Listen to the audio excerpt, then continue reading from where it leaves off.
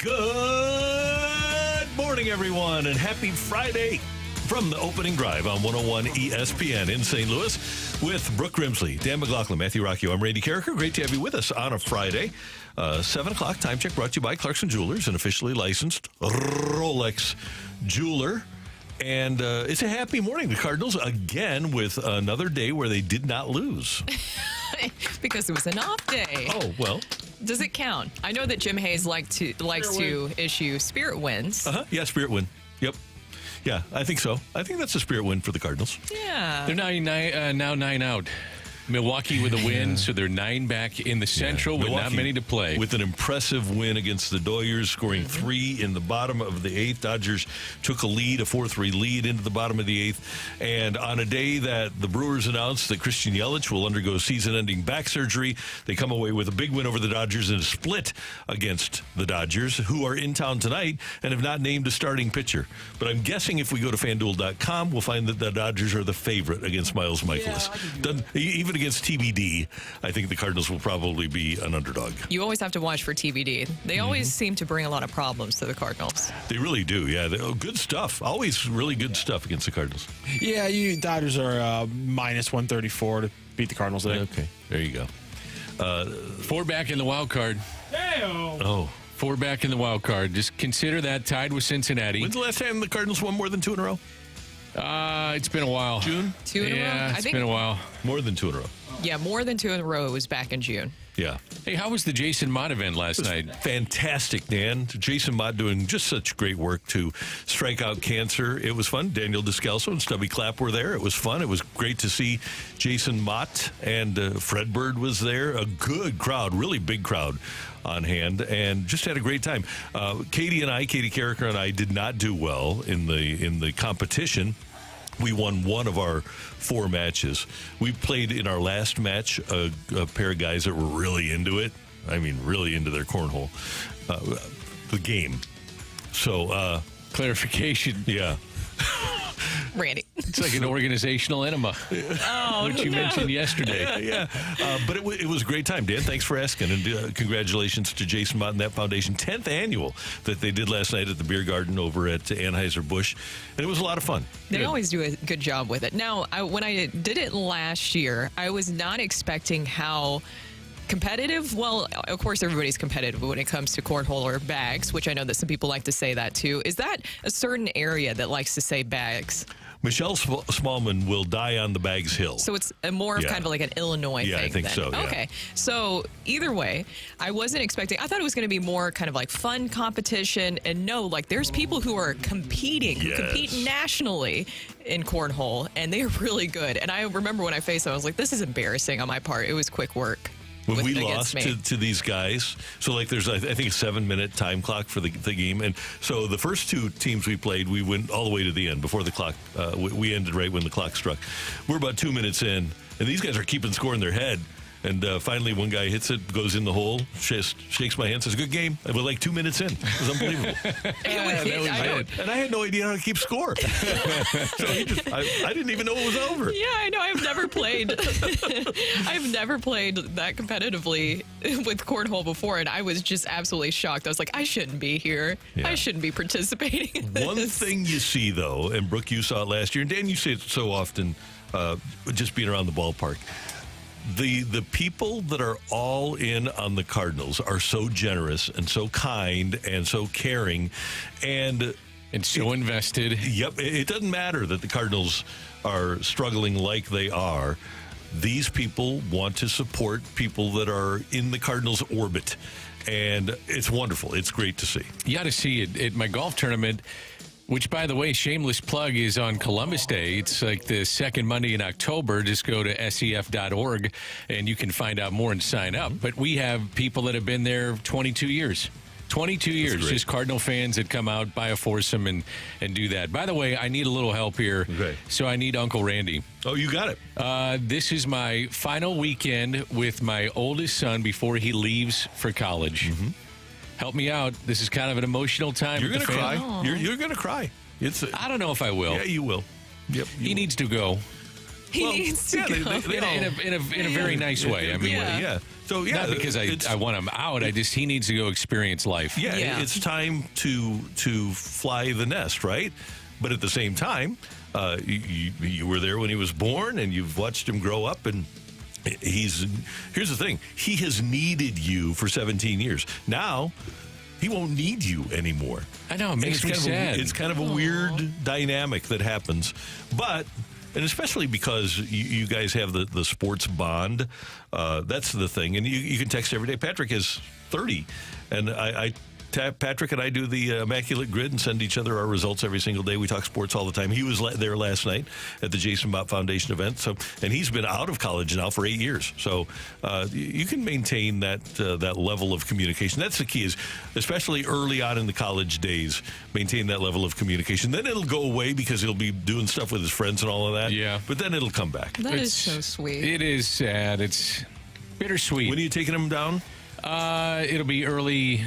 My wife has to do that because I've got 3 others at home and school starts. Right. So for me, it'll be on Monday when he leaves. Okay. So, yeah, they leave mid-afternoon and gone for, I don't know, handful of days. Yeah, he'll be, no. It'll wind up being 6 and then another 4 on that program. Probably. That's what a lot of kids do now, right, Rocc? I mean, you're not far removed from a lot of those kids doing the 5-year program. Oh yeah, those are the smart ones. I did 4. I just did 4 regular years like an idiot. 4 years, got out, started real work. God, it was stupid to do that. Can I make one really quick point about the cornhole and bags argument? Yeah. As somebody born just off Hampton, I just want to say I'm ashamed that we let washers get taken out by whatever you want to call cornhole or bags. The fact that it took out washers is a crime against honestly the Midwest, and I'm pretty angry that the South won this one. And Matthew, here's an interesting thing: cornhole has become a monster at tailgates. Yeah. It's much more efficient to bring stuff for washers. Thank you. Than it is for cornhole. But for whatever reason, the cornhole industry has just taken over. Cornhole industry. It's a more elegant game, right? It takes skill. You can spend a couple $100 on a nice cornhole set. Mm-hmm. What about horseshoes? See, horseshoes is... I love horseshoes. I love them too. I do too. There's no way you can generate the level of efficiency with horseshoes. I think you get hurt too. Yeah, that's Someone's true. got an errant throw. It's It's like watching dodgeball. Do you guys remember jarts? Are you old enough to? Yes. You'd be the only Love one. jarts. So jarts were giant darts that you throw up in the air and into the ground into a hula hoop kind of thing.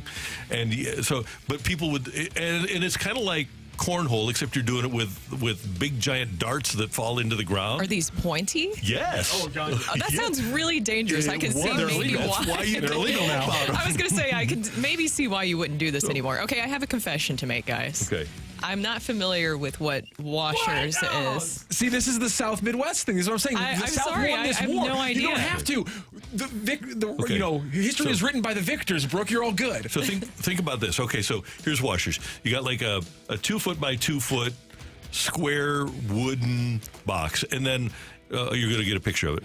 And then you've got like maybe a 6-inch plastic piece of PVC pipe right in the middle of it, and you take a big washer and you try to throw it either into the box or, if you're really good, right into the middle of the piece of PVC pipe. And the scoring is very much like the scoring for cornhole. So you get 3 if you drop it into that little piece of PVC pipe, and 1 if you drop it into the box. Yeah, that looks fun. Honestly, I like cornhole. I think something else when we're talking about how big cornhole industry has taken over, I think people like to customize. Is there a name specifically for like the cornhole boards or anything like that? I don't know. That's text in. But they customize it. I think a lot of people like that aspect of it. Yeah, it is big cornhole. And by the way, they're all over the political spectrum. But yeah, big cornhole is... They're taking over. They are. They're just taking over. By the way, you should just Google jarts. And I love jarts. Jarts are great. I really enjoyed it. Yeah. And if you get pissed off, you can just throw a jart at somebody. And I see a lot of problems with this, Dan. And the promo from 1969, you've got like a little 5-year-old girl holding her hands up in the air like a touchdown, and then right next to it might be her dad, and you can tell that if he might throw one at her. Oh, my favorite one is all that there would always be pictures of people playing jarts, and they have like beers in their hands or something like that. And it's always like that seems like a good combination. Yeah. So jarts are. Oh no. Yeah. So I'm gonna make the masses mad that I have not heard of washers. I'm sorry. I'm don't worry sorry. about It's a No. cultural thing. Again, you guys won. Cornhole won out because a lot of people are both texting in and Look. saying on the YouTube chat the problem with washers is that they bounce and roll and they're metal and they can get caught on a run. And if you do it out in a parking lot as opposed to like a yard, they can run and they can go under cars, and that makes it a little bit trickier. They're right. The convenience factor of bags is probably why it kind of won out a little bit. Okay, so on Amazon they do have a safer version now. I will order that and I don't will want play anything it. to do with the safe jersey. I want the one where they can write this We story. can launch it at somebody. Here's a story that is actually on the interwebs. Jarts, toy or deadly weapon. It's true, though. It is. It's very true. Oh, you know what else, Dan? Did you have a wrist rocket as a kid? Absolutely. Oh, Google wrist rocket. Those were powerful things, man. You could kill something with a wrist rocket. We have a 314 Cornhole is huge. Give a shout out to our area's Ryan Strader. He's a number 2 cornhole player in the world in our community.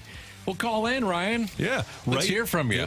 Every year, right after the Nathan's Hot Dog Eating Contest, ESPN goes right to the National Cornhole Championship. We on got the 4th two of texts July. about that. Another person said that he's like, you guys should look up. Apparently, there's a kid in Waterloo, Illinois. He was a top-ranked cornhole player. He was on ESPN a few days That was ago. probably the person I probably was the same playing kid. against last night. Did you guys see there's a golf throwing contest that was on ESPN last night? And I still couldn't figure it out. They have like a really short course, and it looks like a driver, and it's between your legs, and you flip it up. You flip the golf ball up. I've never seen it. I've never even heard of it. Okay. Like I've heard frisbee golf. I've heard different ways to play golf. Yeah. But I've, speed golf. Never seen this in my life. You were watching the Ocho last night, huh? It really was the Ocho. I was like, what is this? Am I being pranked right now? I like watching long drive competitions. Oh, they're I great. love those. Yeah. Those Yeah. are fun. Yeah, and we used to have a great St. Louis long drive team. I don't know if we still do, but we had guys that Mr. Draghi was part of it. Yep. Bill Draghi, yeah. I always found it interesting. He was a long drive guy, but a chiropractor. Yeah, right. He's going to throw his back out with how hard he swung. So we had some guys that participated though in Nevada in the national championships. Last night, NFL Eagles over the Patriots 14-13. Don't know what the line was on that one, but congratulations if you were a winner. And the FedEx St. Jude Championship, Chris Kirk leads at -6. Pendrith, Pavon, and Matsuyama all tied at -5. So that's kind of what's going on in the world of sports. Cards and Doyers tonight, 7:15. Mikolas against TBD. And coming up here on 101 ESPN, Cardinals can't spend like the Dodgers, but are there things the Dodgers do that the Cardinals could copy? That's coming your way on 101 ESPN.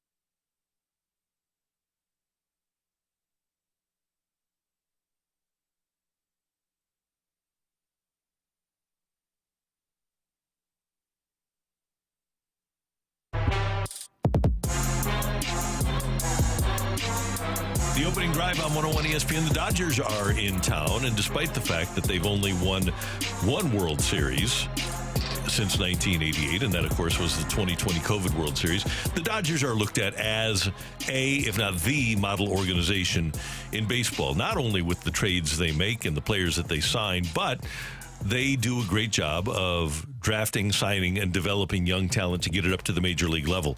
And even though the Cardinals wouldn't be able to trade for a Mookie Betts and re-sign him for what the Dodgers signed him for, the Cardinals wouldn't be able to sign Shohei Ohtani or a player of that ilk for $700 million. There are things the Cardinals can do from both an amateur and a professional standpoint to emulate what the Dodgers do. I go back to the 2013 playoffs. Stan Kasten, the Dodgers president, was in their dugout, and I've told this story before, but the new ownership had just taken over, and it was a really high-priced Dodger payroll. And somebody asked Kasten, because they were only in their first year in, hey, what would you like this organization to look like? And he literally pointed across the diamond at the Cardinal dugout and said, that's the model over there. That's what we want to be like. And the Dodgers do a lot of things at a higher level financially that the Cardinals used to do back in the day. Isn't it amazing how the Cardinals, and I don't think you can argue with their drafts. I think the Cardinals have had, especially the 2020 draft, could go down as historic draft in the organization. But one of the things the Cardinals did back then under Jeff Luhnow was taking a look at a guy like Matt Adams and projecting him to be a major leaguer. And they were the standard. They were the first to kind of look at these analytics and crazy looks at bat speed and launch angle and just various things that maybe some teams wouldn't look at. And, you know, Trevor Rosenthal being a shortstop and watching him one time throw across the diamond, and Braden Looper's uncle was there scouting a different player and saw that and said, stay quiet, but this is somebody that we want. I think the other thing, too, is what you do in the international market. The Cardinals had success with Randy Arozarena, Adolis Garcia, and they didn't wind up here in St. Louis, but did have success there. So I look at it this way, Randy, is that the Cardinals have had success. Now it's just a matter of developing them and making sure that they get to the big league level to be sustainable big leaguers as they go along. And that's the thing that it comes down to development, right? It's now the Dodgers are the gold standard, whether it's a player that they drafted or a player that they just signed. They're the gold standard when it comes to developing players, and that's the key part there. They give them the tools to really help them reach the next level, whether it's playing for the big league club or if they're already a talented player, making them even better. Here's some interesting sound from Eric Kratz, who's, of course, seen many different organizations and how they're ran last year on Foul Territory, talking about the Dodgers' difference. They don't treat minor leaguers like minor leaguers. I think some organizations sit there in the minor leagues and go, how do you guys have leather couches in the minor leagues and big TVs? Like, we got to make this terrible. The Dodgers are like, okay, here, you guys want all our analytical programs? Everybody in the minor leagues gets an iPad. Here's your password for the analytical program. Like, see where you're doing well, see where you're not doing well. They took all the bad food out of the locker room, whether you agree with that or not. They were the first organization to start feeding their minor leaguers better, to give them a sleep doctor that would come in and help them out. They did so many things. They upped their travel stuff. They started paying for lunches on the road in the minor leagues. And then when you got to the field, you would also have another meal, and then they paid for postgame. They were doing that before Major League Baseball made it mandatory. You can't tell me, oh, they just draft better. They just have such much better scouts. Their scouts are seeing the same people. They're just handing them over to people who do it better. Did you know that they even have a brand new player development lab?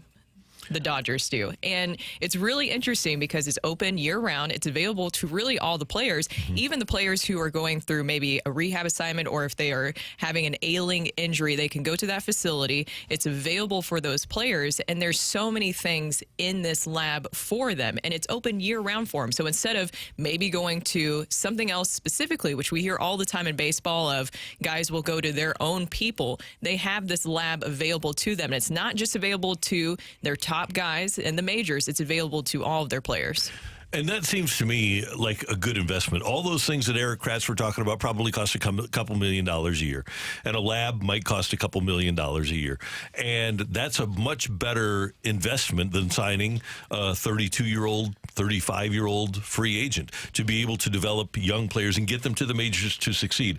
Let's just see if we can do apples to apples. The Dodgers' top prospects, top 10 prospects in 2016 were Corey Seager, Julio Urias, Jose De Leon, who did not work out, but they were able to trade him, Grant Holmes, Frankie Montas, who's had a pretty decent career, Cody Bellinger, Alex Verdugo, Walker Buehler, and Yadier Alvarez. The Cardinals' top prospects. And Seager has been a World Series MVP, multiple-year All-Star. Urias, until he got into legal problems, was a 20-game winner and one of the best pitchers in baseball. Frankie Montas has had a good career. Cody Bellinger has won an MVP. Alex Verdugo, they were able to turn into Mookie Betts. Walker Buehler was second in the Cy Young voting one year. So pretty good. The Cardinals' 2016 top prospects were Alex Reyes, who flamed out because of injury. Jack Flaherty, who flamed out because of injury. Luke Weaver, who got traded. Magneuris Sierra, who did help land them.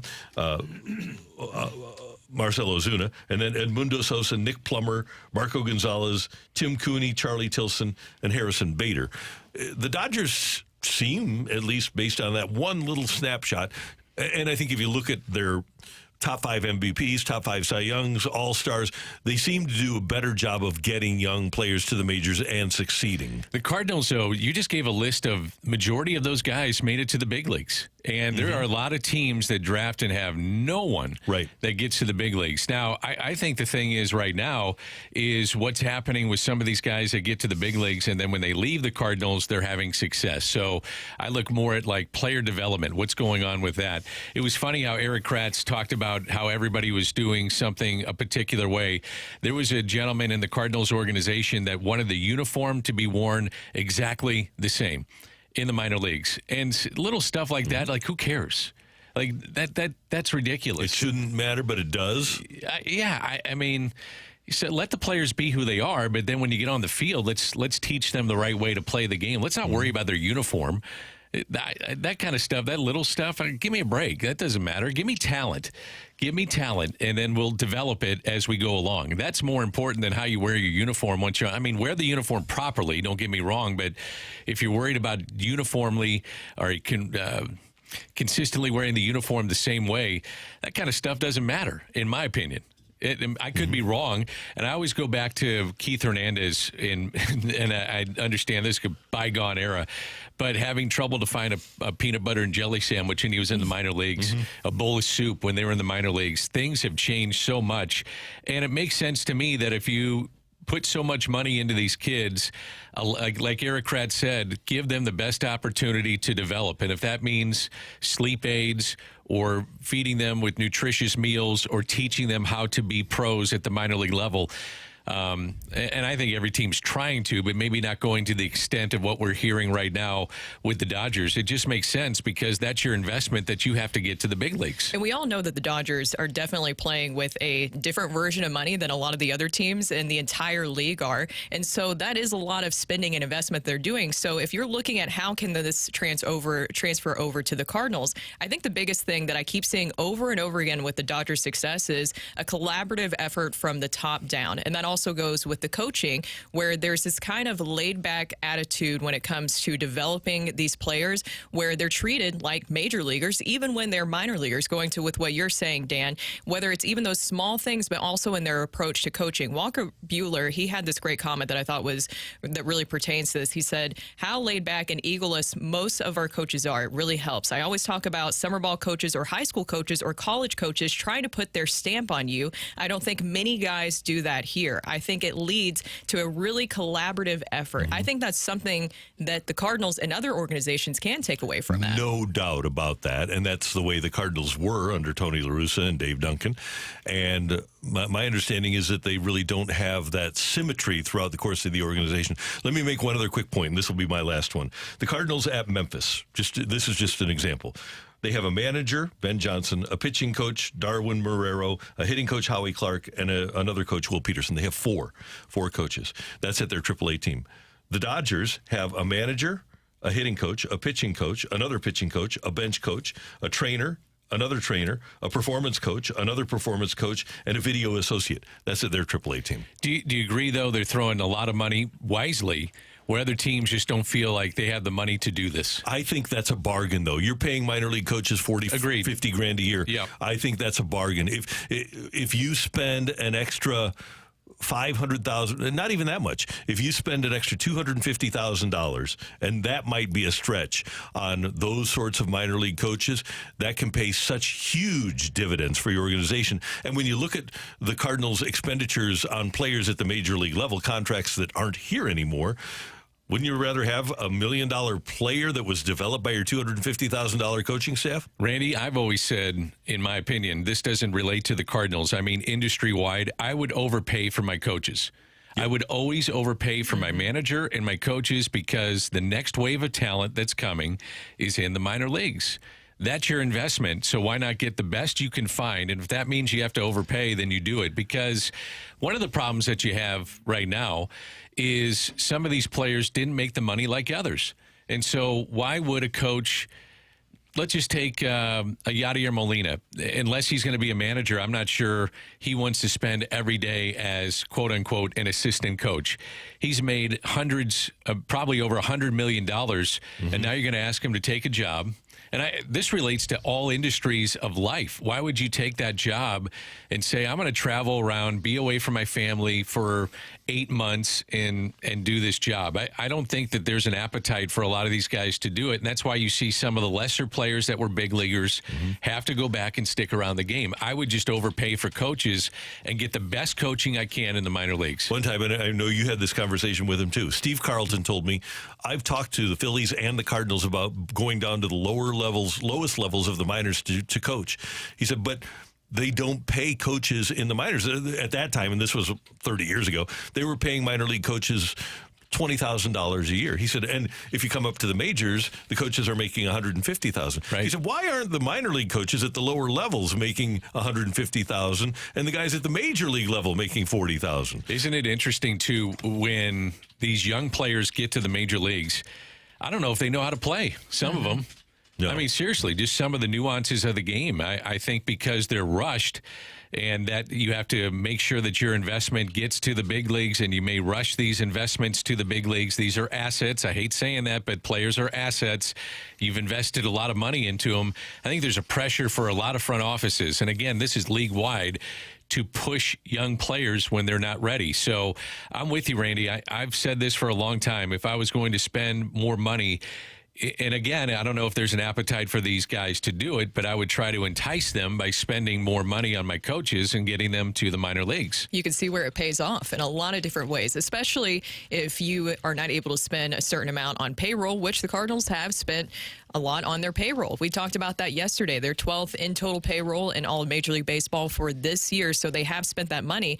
Imagine if you invested a lot more of that money into developing, because going back to that Walker Buehler comment, when I read that last night when I was working on this, my first thought is when we talked to Jason Mott yesterday and he was talking about Dave Duncan and how Dave Duncan didn't have a cookie-cutter approach. It was very much tailored specifically to every single player. And you look at Jason Mott's career and his journey, look at how much things changed for him after he worked with Dave Duncan. No doubt. Absolutely. So bottom line here is the Cardinals can, even if they aren't going to have a payroll of $300 million, there are things that they could take from the Dodgers organization that would help them organizationally.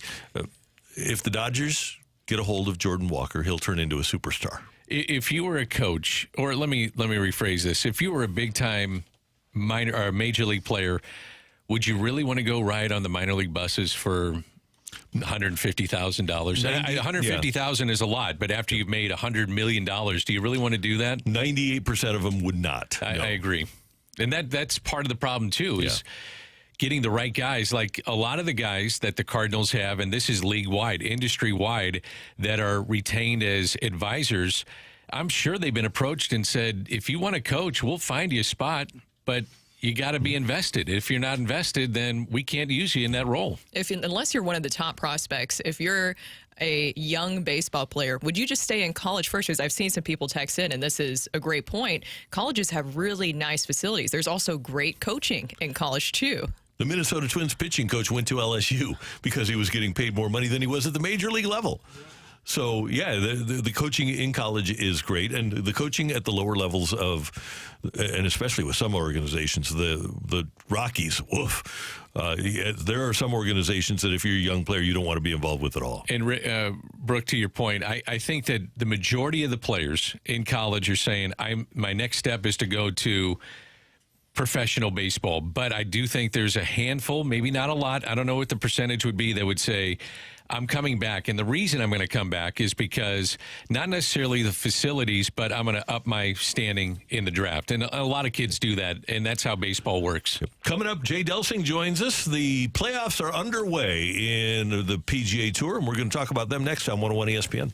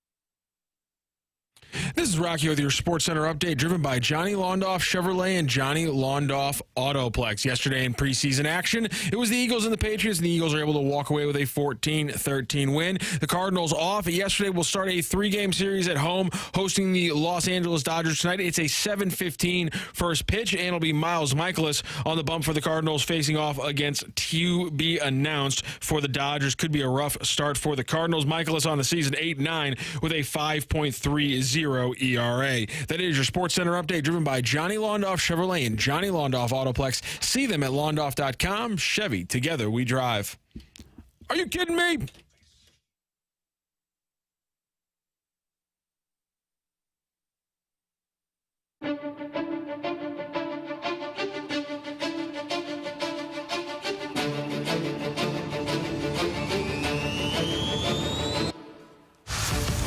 Chris Kirk. No, not the Jaguars slot receiver. This is golf's Chris Kirk. Leads the Fedex St. Jude Classic in Memphis this week as the PGA playoffs get underway. And our buddy Jay Delsing joins us here on 101 ESPN, as he does every Friday morning. Good morning, sir. How you doing? I'm doing great. You guys, that last segment you had was awesome. I really, really enjoyed it. Thank you. Yeah, we are all hoping for ways for the Cardinals to get better and hope they utilize some of those. Hey, Jay, The other day, Scotty Scheffler said that he thinks this playoff system is silly. I like it because it's true playoffs. And he said, well, it's not a true full season judgment. And no, that's what playoffs are not that. There are teams in every sport that have great seasons that get knocked out of the playoffs.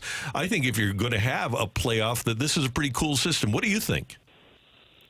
I like the playoffs. I think it adds excitement to the PGA Tour season.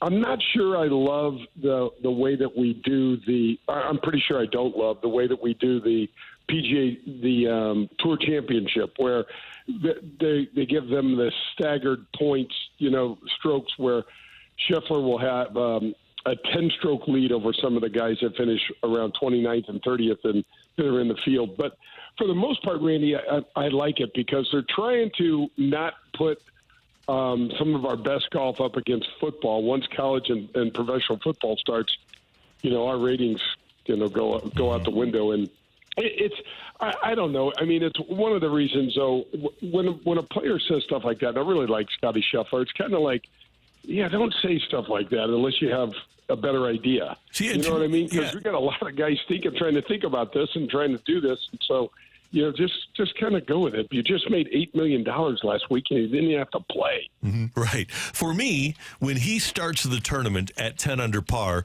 that is akin to a team in football or baseball or hockey having home field or home ice. Yeah, it's a big. I mean, when you look at the way that, at least in the NFL, home field advantage is worth 3 points, and 10 strokes is a lot of strokes for one tournament. But they've messed around with a bunch of different options, and they really haven't come up with anything better yet. So we're kind of where we are with that because we really don't have a better idea at this point. Speaking of Scheffler, as the season is winding down, Jay, there's a lot of things to watch for, including Player of the Year. Now, I don't have any doubt that Scotty Scheffler should be Player of the Year, but is there a case for any other player? Well, Brooke, Scotty Scheffler winning the gold medal really takes him and really sways the voting. He won 6 golf tournaments before the end of June, and only one person in the history of the game had ever done that before, and that was Arnold Palmer. However, you do have Alexander Schauffele has won two majors this year and finished in the top 10 in the other two. It's just, I think, Brooke, to your point, it's really just for argument's sake, Scotty Scheffler's going to win Player of the Year. I mean, if Xander Schauffele wins the next 3 events, then maybe we'll have some sort of conversation, but that's probably what it's going to take. Hey, Jay, it was really interesting last week. I didn't like to see it, but Matt Kuchar picked up on Sunday as darkness basically hit at the Wyndham, and Rye won the championship, and I'm not sure he got to feel the full effect of winning that championship because they had to come back on a Monday, watch Kuchar play on the 18th with nobody there basically except for the scores, and then say, okay, now the event is through. What did you think of how Kuchar approached that situation? Hey, Danny, that's a great question because Matt Kuchar, first of all, he's made over $60 million playing professional golf. He's 40, I think he's 47 or 40, 46, 47 years old, oldest guy in the field. He was exhausted, okay? I mean, they were trying, because the hurricane came in, it completely washed out the first round and pushed the tournament back, and the tournament officials were doing all they could do to try to get this thing in. And under the rules of golf, because it's darkness and not inclement weather, you have the option of whether you can finish or not. The fact that he couldn't get into the playoffs, he still made a lot of money. He made $135,000 for finishing tied for 12th. I mean, that is another testimony to what kind of money the guys on the tour are playing with. But think about what that decision, he had to come out and hit 3 more shots. And so you had to have all of the volunteers on the 18th come in, all of the scoring people come in. I mean, it's just, you got to read the room a little bit, man. I mean, and Aaron Rye doesn't get to actually officially celebrate until everyone is finished. And so it wasn't an official win until Monday morning. And I thought it was a terrible look. Kuchar's also, Danny, as I think we were talking about this on the show, he's also the same guy that won the Mayacoma Classic down in Cancun in Mexico and won $1.4 million and tried to pay his local caddy $5,000.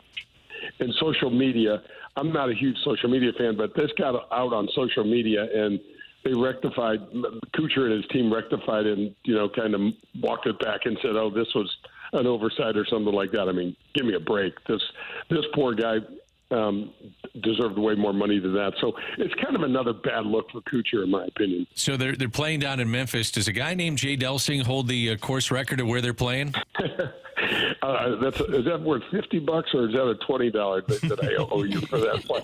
That's $100 actually. 100, forget it.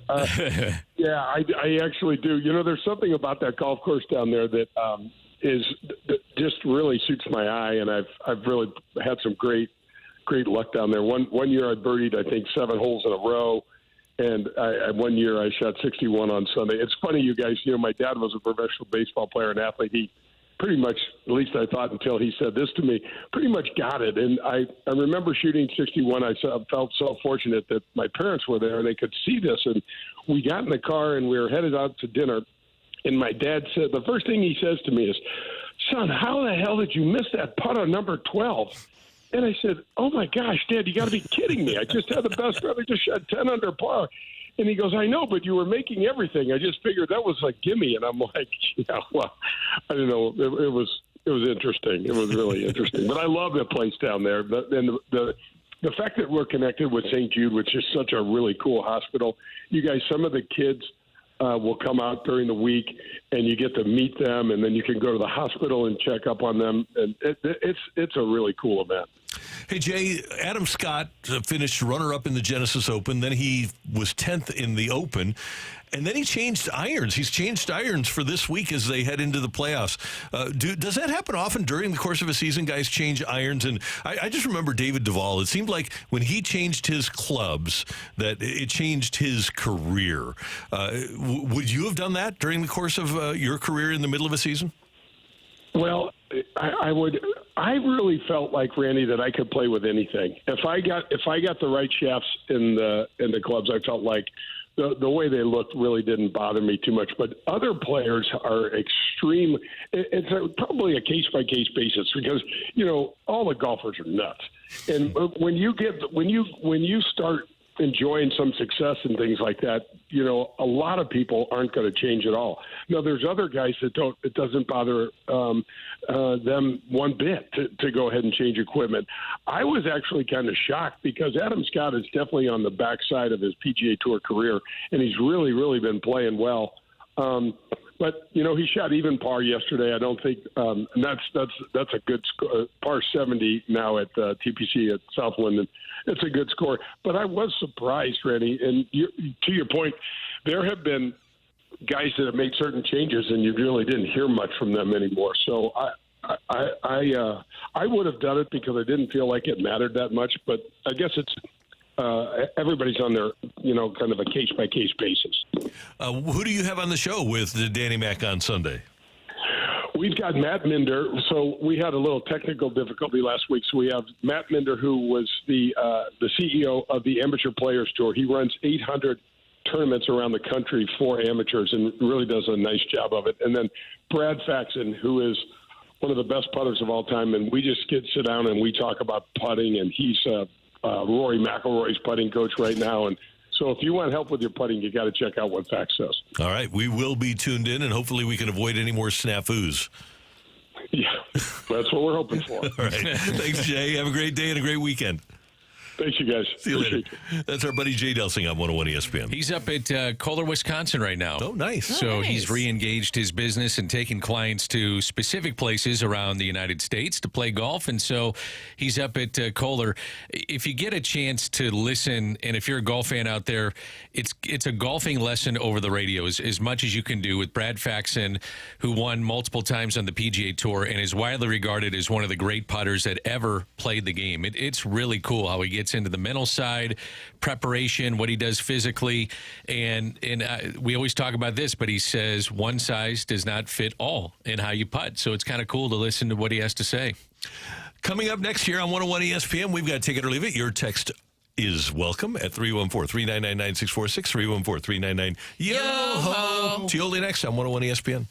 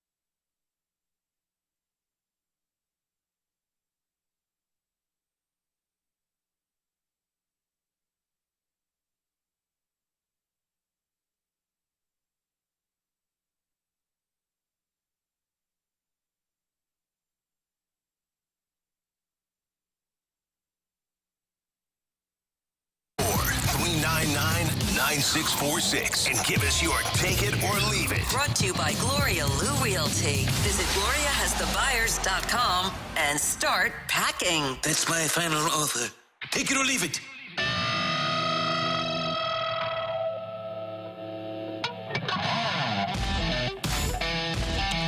It is time for TIOLI here on 101 ESPN. Yo-ho. Brooke, Dan, Randy, Early. and Matthew. Yeah, you've taken care of it.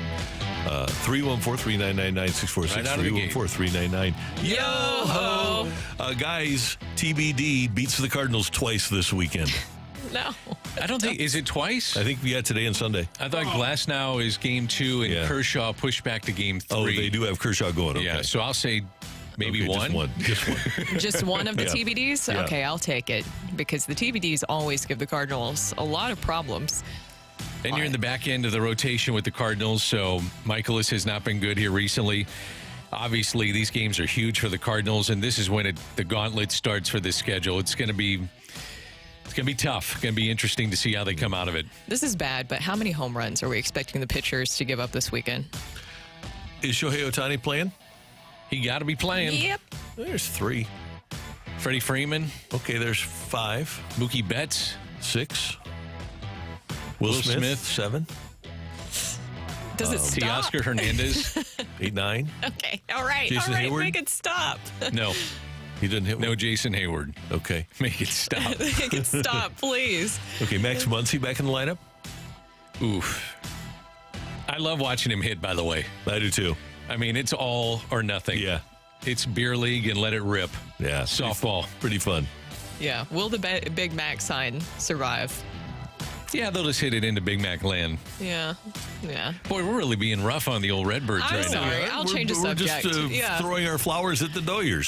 To be fair, they have given up a lot of home runs here lately. And the So Dodgers it's not tend like to hit a few. Yeah, not a great combination. Okay, so I'll switch gears with some NFL. Take it or leave it. CeeDee Lamb and Dak Prescott will not sign extensions before the season starts. I'm going to leave take that. that. I'm going to take it. I don't see CD getting done, and I think Dak gets done first. He's kind of backed up his comments here in the last couple of days. Been more congenial with his comments and remarks. I bet they get him. I bet they get both done. Not just one. I think they're going to get both done. One of the things that will happen is if they do get Prescott done, that'll open up a lot of cap space for CeeDee Lamb. And Dak did seem to indicate that they were moving toward a settlement. Mm-hmm. But I'm going to say that CD is not there on opening night. All right, take it or Really? leave it. Are you ready? Ready. Are we moving on? Yep. We're moving on. You're sure? Yes. We're moving on. Mm-hmm. All right, take it or leave it. The Little League World Series should not be on television until the championship game, and even that is debatable. Leave it. I'll leave it. I enjoy watching it. I enjoy it, but I think it just puts even more pressure on these kids that have a ton of pressure going. They're just kids. I think they love it. I think I'm love sure being they on do, TV. but I bet they're feeling pressure. I don't like it.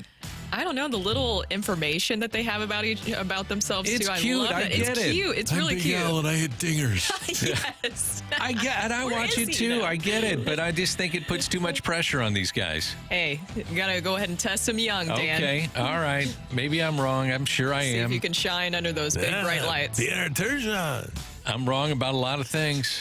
Probably wrong about this. I do not watch the Little League World Series, by the way, but I have no qualms with it being on TV. Don't you feel like these 12-year-olds have enough pressure on them? Oh, of Yeah, course. probably. Well, and to your point, maybe if you add social media to it too. So not only do you have it on TV, but then it's all over social media. So one little mistake you made, maybe you said something silly or goofy, which Drop I mean, a pop-up? yeah, anything like that, and you're roasted all over social media at 12 years old. And, yeah, Hey, look, just hit a game-winning home run in the 10th inning or 11th inning, and you're fine. Nobody will remember that you got hit in the head with a pop-up. I watch it because I love baseball. So I was sat there last night or yesterday, whatever it was. I guess it was around 4 or 5 o'clock, and watched a couple innings. So I'm like, I'm countering my own thing here. I flipped past it. There was something else on. Sports Center was on while the Little League World Series was on. So I was watching that. WNBA is back too, by the way. So we can watch that. I think Caitlin Clark gets back at it this evening, if I'm not mistaken. All right, Matthew, what do we have in the text line? Sorry, take it or leave it. If the Dodgers sweep the Cardinals, it's time to move on to talking about Blues training camp on Monday. Oh, well, Yeah. You and BK enjoy that. Brooke? What do you have Monday, Somebody Randall? said take it or leave it. Randy's going to be gone. here on his Bingo. birthday, and Yeah. leave it. So, leave it. Both of them. Yeah, Randy Palooza is kicking off on Monday. What do you think, He'll have Brooke? the day off. You want to open up Monday, start talking about the Blues if the Cardinals get swept? Can't say that we will. Okay. I think that we still definitely have to touch on the Cardinals. I think the considering Cardinals would be a season's hot going story on. if they get Yeah. swept by the Doyers. You have to talk about that. Yeah. We'll sneak in maybe a little bit of Blues training camp talk. Why not? Why not? Do you think people hate listen or winning listen? Both. A little For bit the of both? For the Cardinals? Yeah. Or even Both. the Blues? Both. Okay. I think so. Yeah. Here's the thing. I was thinking about this, and this is not a good thing, and I'm not advocating for it. I don't think anybody should lose jobs. But we get really high ratings when transactions like that occur and when chases go on. When the Rams would look for, the Cardinals really have not looked for a new manager. They haven't had a process where we didn't know who it was going to be since Torrey. Yeah. But when the Rams would go through the process, because the Blues have hired their guys too, you knew who it was going to be. But when the process would occur for the Rams, there was great response. People love the rumors and love the process of going through a search for a GM or a coach.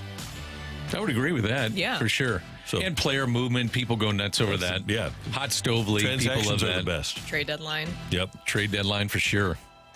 I fly to Cancun on September 30th. Over under, take it or leave it. Over under 3 Cardinals players are on my flight. So that's like the last day of the regular season. I'm going to say under. Yeah. Man, guys, tell get us- out of here. Tell kinda us what quickly. time. Tell us what time you're flying. We need another time. All right, Randy, fine. He's flying through the night down to Cancun. For some reason, he's catching a flight at 9 p.m. Okay, let me just Good make old sure red here. Yeah, little red eye. Oh, you know what? They're in San Francisco. So, no, under. They're in San Francisco to end the season on September 30th. They do get out of here very quickly, Dan. You're right. Oh, yeah. And some guys, you won't see them on that flight home. Actually, the Cardinals end the season on September 29th.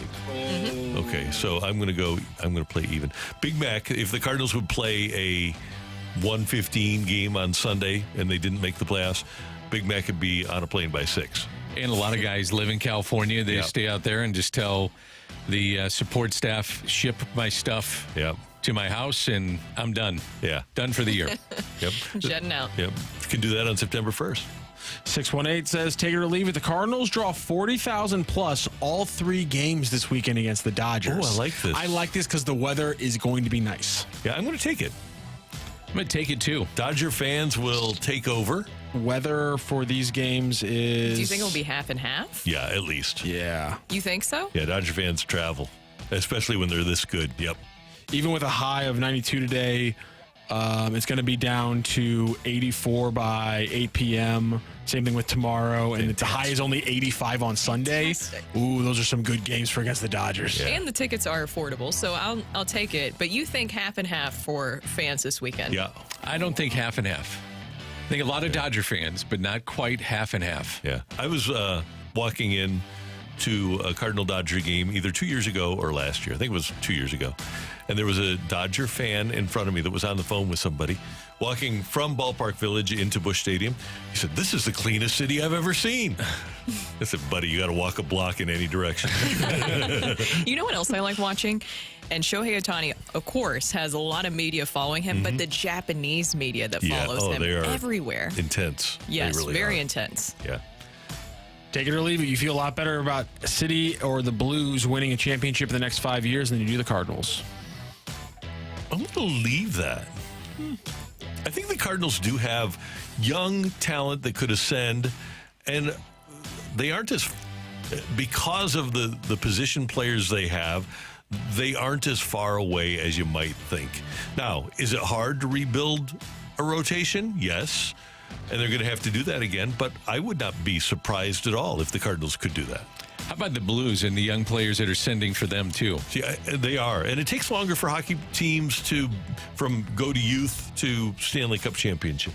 But yeah, I really like the youth that the Blues have. What So about you're City saying SC? more. Oh, go ahead, Brooke. Oh, no, you're fine. I was just going to say, what about City SC and all the moves that they made? I know that there's been a lot of different things happening this season, but I do like some of the newer players that they have brought in.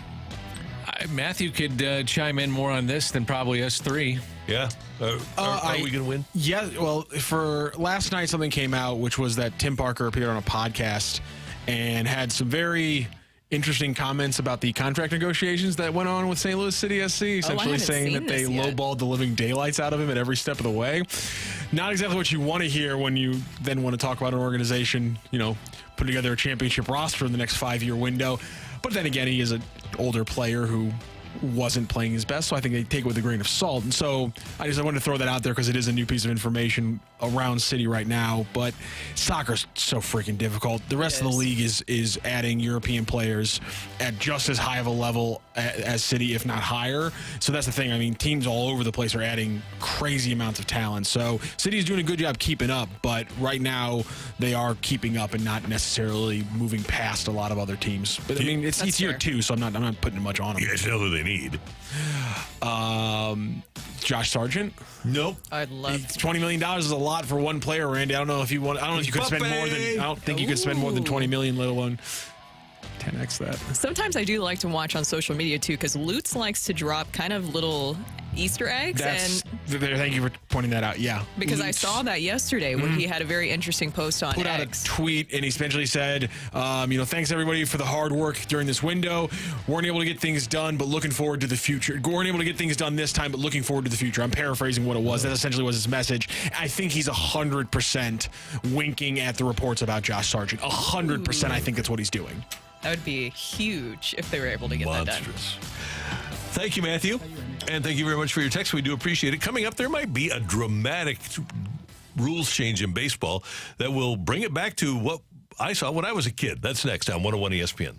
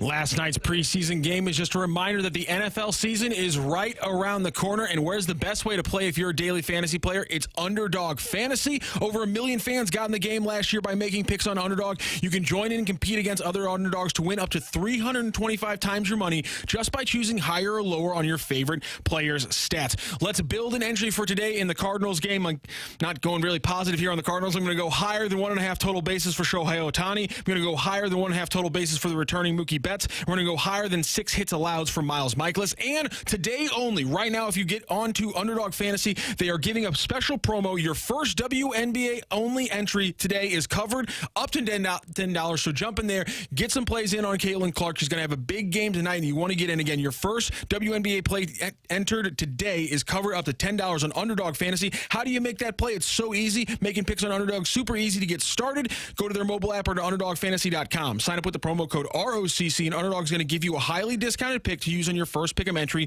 plus a deposit offer. That's Underdog Fantasy, promo code ROCC to claim your new customer offer of a gimme first pick and your deposit offer. Get in there, add that gimme first pick to our Cardinals play, then put in a WNBA play today only, and go ahead and win you some money. That's UnderdogFantasy.com. Must be 18 plus and present in state when Underdog Fantasy operates. Terms apply. Concern with your play, call winner or game over. Visit www.ncpgambling.org.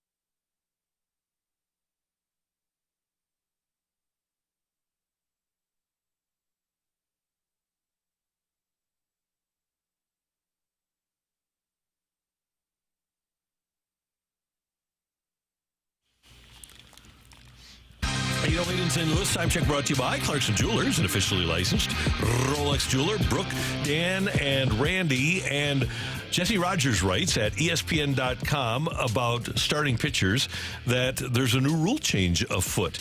He writes, there's some belief around the game that one idea could be a panacea, requiring starting pitchers to go at least 6 innings every time they take the mound.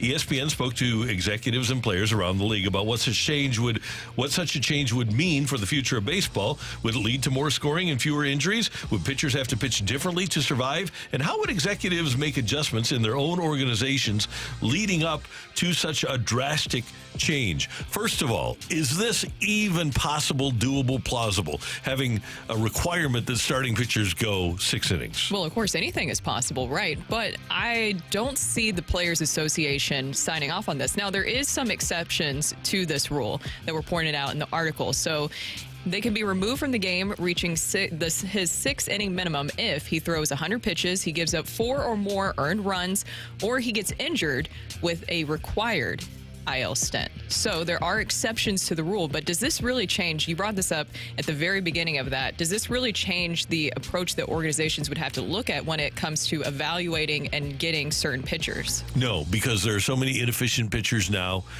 How many guys throw 100 pitches in less than 6 innings? It seems like a lot, and a lot allow more than 4 runs in less than 6 innings. So it doesn't seem like it'd be that difficult to get starting pitchers out of there if they aren't performing. If they're getting through 6 in less than 100 pitches, and you know that that's going to be the rule, or if they're throwing 6 innings and less than 4 earned runs, then I think most franchises would take that. Yeah, I don't know if I like this.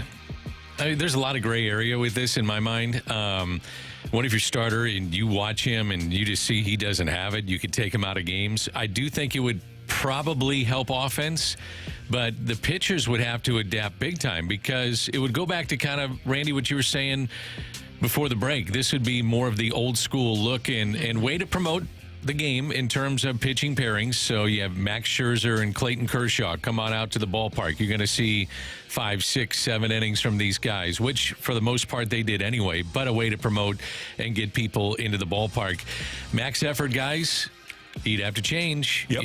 And maybe you're changing that second time through a little bit earlier, and in what you show with your repertoire, and backing off a little bit. You know, max effort for 6 innings, that's an awful lot, and that's what you see right now in the game. And that's what teams are asking for, is for swing and miss, for max effort. Just they say, go out there and go as long as you can, as hard as you can.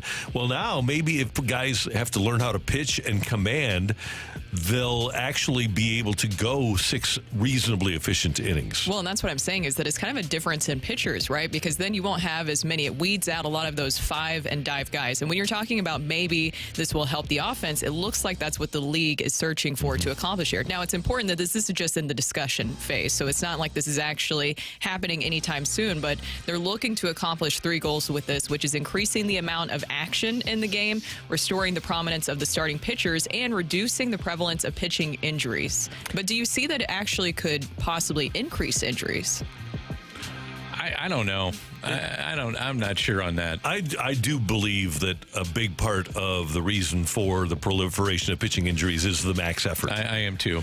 And if you have guys dial it back 5, 6, 7, 8%, I think there would be fewer injuries. I think this is an interesting comment, too, along these lines from Mike Hazen, the general manager of the Diamondbacks. He said, you would have to push command over stuff. Pushing pitch to contact would be the biggest thing to prepare guys to throw 6 innings on a consistent basis. There would have to be some pullback on velocity, though, and that's a tough thing, because that's where you get out. Well, the Cardinals spent the better part of 15 years with Dave Duncan pitching to contact and having great defense. And, oh, by the way, one in the 80s with Whitey Ball, pitching to contact and having great defense.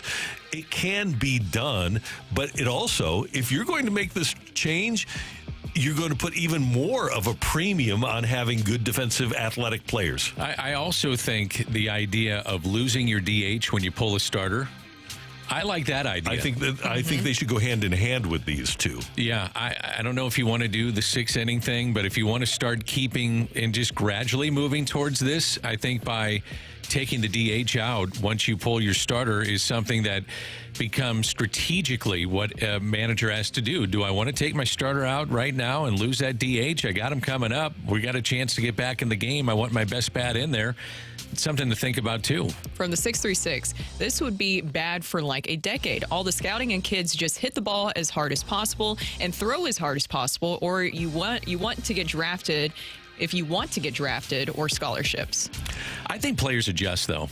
Don't you guys feel that way in all sports? You can change the rules, and I do think that these guys are so good and they're professional athletes that they will adjust. But the coaches will have to adjust. Those coaches that are teaching max effort to the 11 and 12 and 13 and 14-year-olds, if the players want to play in pro ball, are going to have to teach them how to actually pitch rather than just throw as hard as they can. I would be curious about what Jason Mott has to say. Remember what we said, asked him yesterday, how the game is being taught, and there's so much of the analytics that are even down in high school baseball. Even further than that, there's analytics that are being used by young kids. It's absolutely crazy what's going on. Would it not be fun to be able to bring the Greg Maddux type back into the game? It'd be awesome.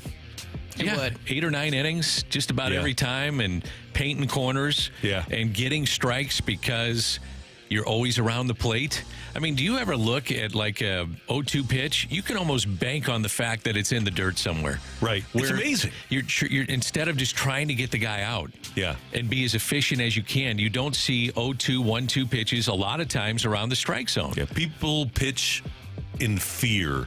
You know who the biggest the biggest loser in that was? He was the biggest culprit, I guess, in my recent memory. I don't know if anybody got more 0-2 counts than Michael Wacha and then wound up walking guys. Yeah, that's a good one. He would just nibble. Now he's come back. He's filling the strike zone again. But he would go 0-2 and then a couple of foul balls and then he'd nibble and then ball 1, ball 2, another foul ball. It took forever. And he could blow a 3-0 lead in an inning because of that. And the other part that he had to do, which allows him to go longer in games, he developed another pitch. Yeah. He's throwing a slider now, and his slider is really good. And that would make, in my mind, you better have a pretty good repertoire of your starter, not just to be, for the most part, a 2-pitch pitcher, because you're going to have to show different things as you go along. And you have to be able to, number one, locate a fastball. Yeah. I like the concept of the idea. I don't know how to be implemented, but I do like the concept. There's so many different rule changes and people weighing in. Why do you keep making so many rule changes to baseball? And I like this text from the 314. All these little rules are destroying the game. What's next? Starting a runner on second base in extra innings? Wait, what's that? I hate that rule, by the way. That one is bad. I hate that one. The ghost runner, I don't like that. But that's the only one that really I don't like. I like the pitch clock. Yeah. I like the bigger bases. I like banning the shift. What they've done and what they're trying to do, and Theo Epstein has talked about this, he wants the game to go back to what he watched in the 80s with the Cardinals. That's what they're trying to bring back. I'm okay with that. Me too. I'm okay. I love the pitch clock. I think the pitch clock is good for baseball, and part of the reason was to speed up games, but the other part was to increase offense because guys get worn down. Wasn't that nice the other night to lose in 159? If we're going to lose, right? Yeah. Lose in 159. I've heard, though, from fans, I'd be curious on the text line what they have to say. When they go to the ballpark, they don't like the pitch clock. When they're watching the game or listening to the game, they love the pitch clock because it just moves it along. But when you're at the game, they're like, man, 159, I didn't get my money's worth. Right. I want to be able to sit down and talk and make it a social event. I find it interesting on looking at it from both sides. Good piece by Jesse Rogers, and there's also a piece at The Athletic about the 6-inning minimum proposal for starting pitchers. So here's the thing. Are we in on it or out? I'm in. I love the idea. I just don't see how it happens, I guess. It'd take a lot of tweaking. You'd have to have real specific rules. That's what I say. There's a lot of gray area with this. Yeah, there is. That's my issue with it. Yeah.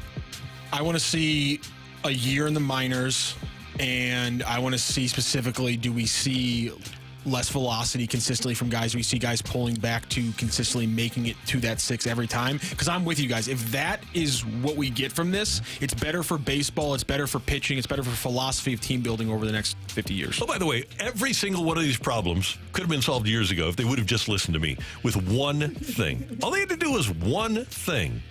have the umpires call the strike zone as it is in the rule book. If you do that and you force people to swing the bat, and you don't give the pitcher the postage stamp strike zone, I mean, you wouldn't have needed a pitch clock. You don't need to worry about guys taking walks all the time.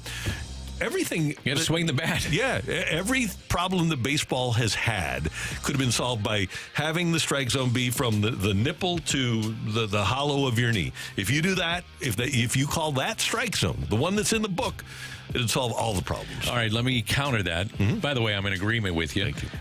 Let me counter Tim that. McCarver was too, right? Oh, yeah. Call the strike zone. Yeah.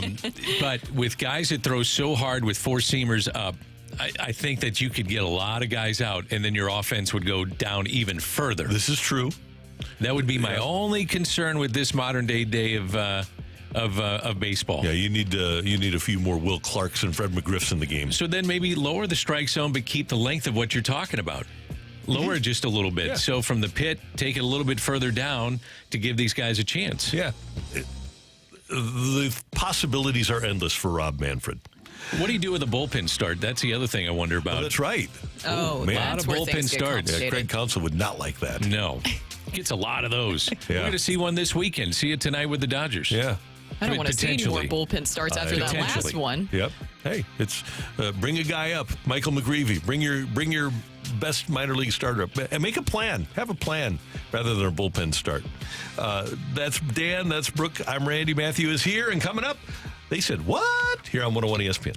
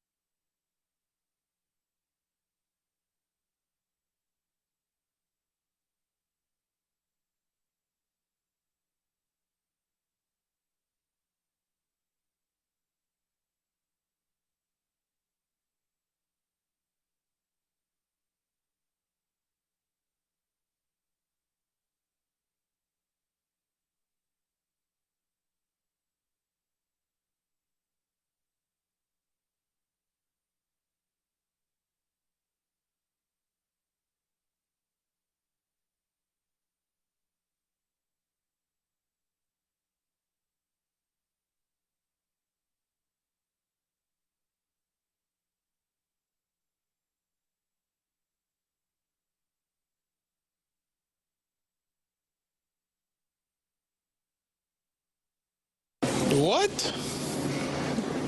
Bro, what are you talking about, man? What you talking about? What the hell are you talking about? What you talking about? Do you actually listen to yourself when you speak, or do you find you drift in and out? What you talking about? Bro, I'm out, man.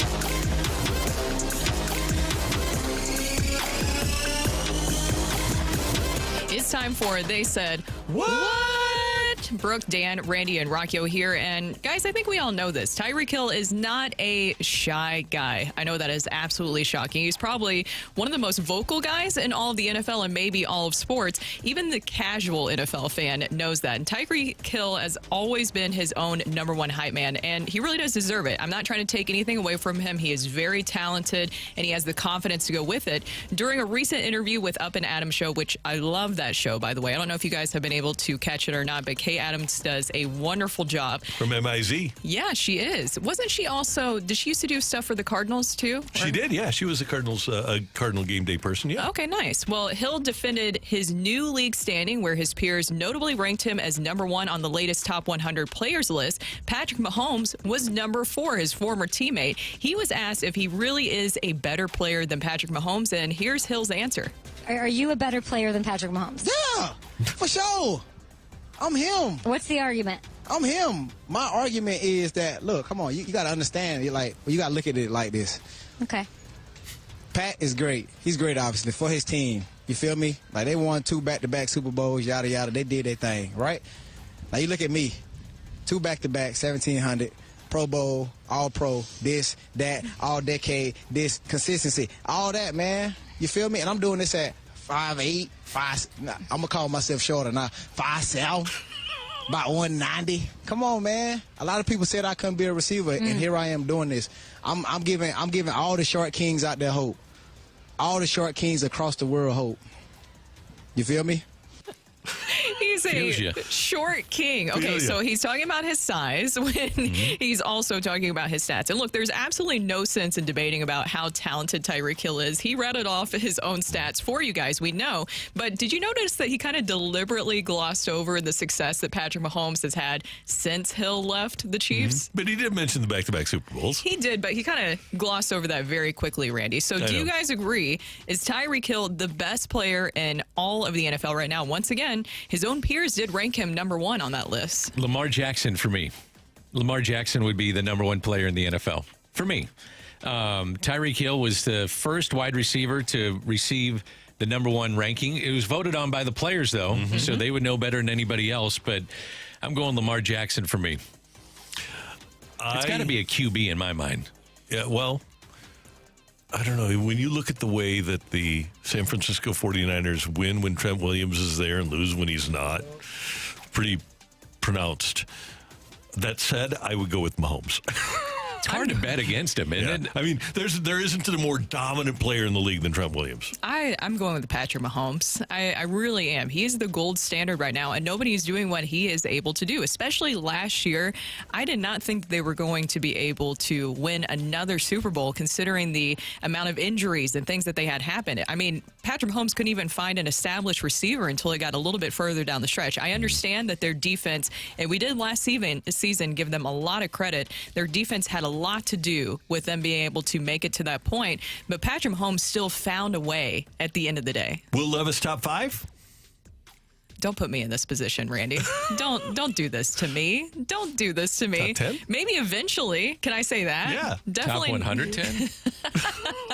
maybe eventually. By the way, did you see that Will Levis launched a new campaign with Hellman's Mayo? No. He's still diving into being the Mayo boy of the entire league. Oh, that's so great. You have to go and watch the commercial for that. But Tyreek Hill, he is very talented. I'm sorry, but he is not the best player in the NFL. I know his peers voted him that, but he's not. I love Jamar Chase. I love Justin Jefferson. Tyreek Hill is the best receiver in the NFL. Yes. And the most explosive player that the league has seen since Roy Green. He had receiving yards of 1,799, then backed that up with 1,710.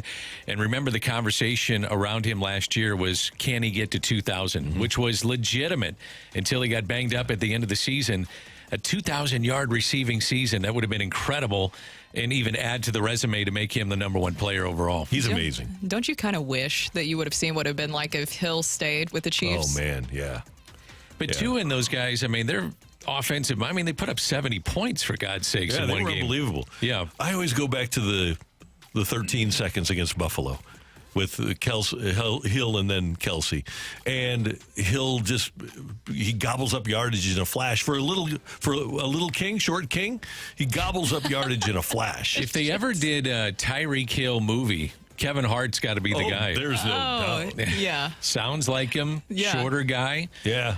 What qualifies as a short king, by the way? What is the correct height for being a short king? I would say 5'9" or less. 5'9"? I was gonna say it has to be under 5'8" because 5'9" is the average height for an American male. So it's got to be below the average height. Like London Fletcher was great. You have to be great, too. Sports heights are different. Remember with my whole Scott Skiles thing, diminutive at 6'1"? Yeah, but he's... Okay, so there's a sports short king, and then there's a non-sports short king. Okay, so for sports, what is considered a short king? I would 5'9"? I would say 5'9" and below, yeah. Yes. Now, regular people... You are my father! Yeah, the average height for 5'1"? Average height for the American man is 5'9". Really average height for a global male is 5'7". So if you're below 5'8", I feel like you're... Especially in America, I feel like you're short king status. How old was the You Are My Father guy?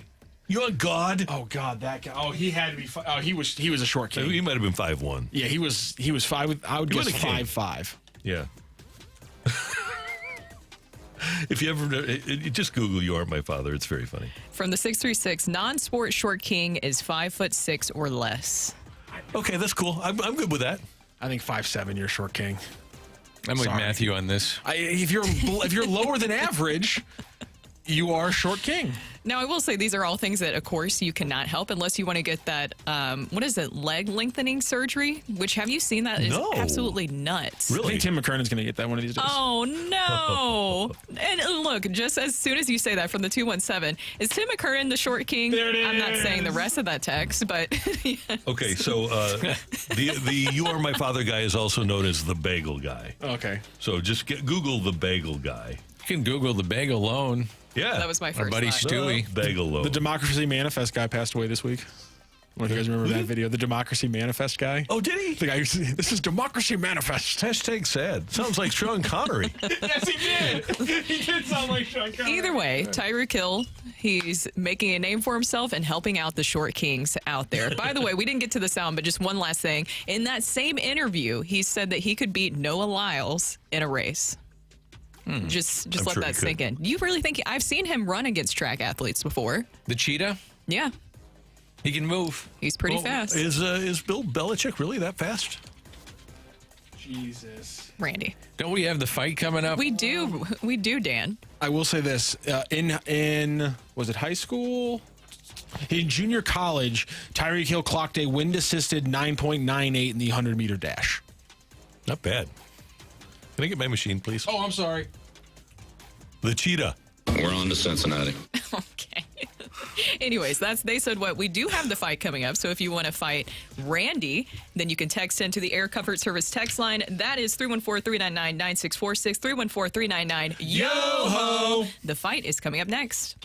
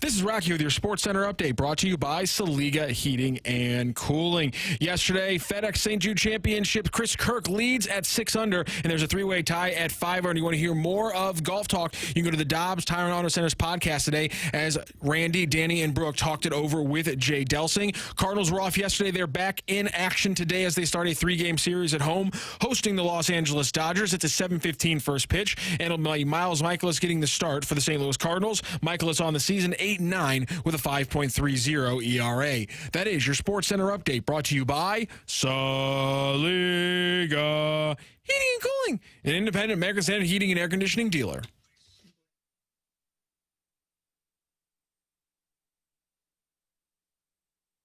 Welcome to the fight. In the red corner, Average Joe Listener. And in the blue corner, the undisputed king of morning drive. Please welcome Randy Carricker.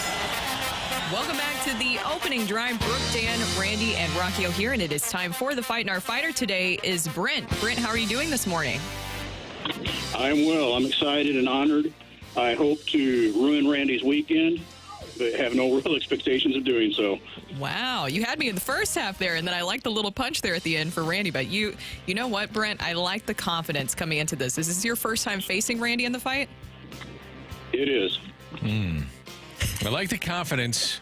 I don't want to ruin his weekend, but I'm certainly pulling for you for a W. Is that okay? Can I be on both sides of the fence here? That would be awesome. All right, let's do it, Brent. Here's question number 1. There are just 2 players in FBS history who have thrown for 60 or more passing touchdowns in a single season.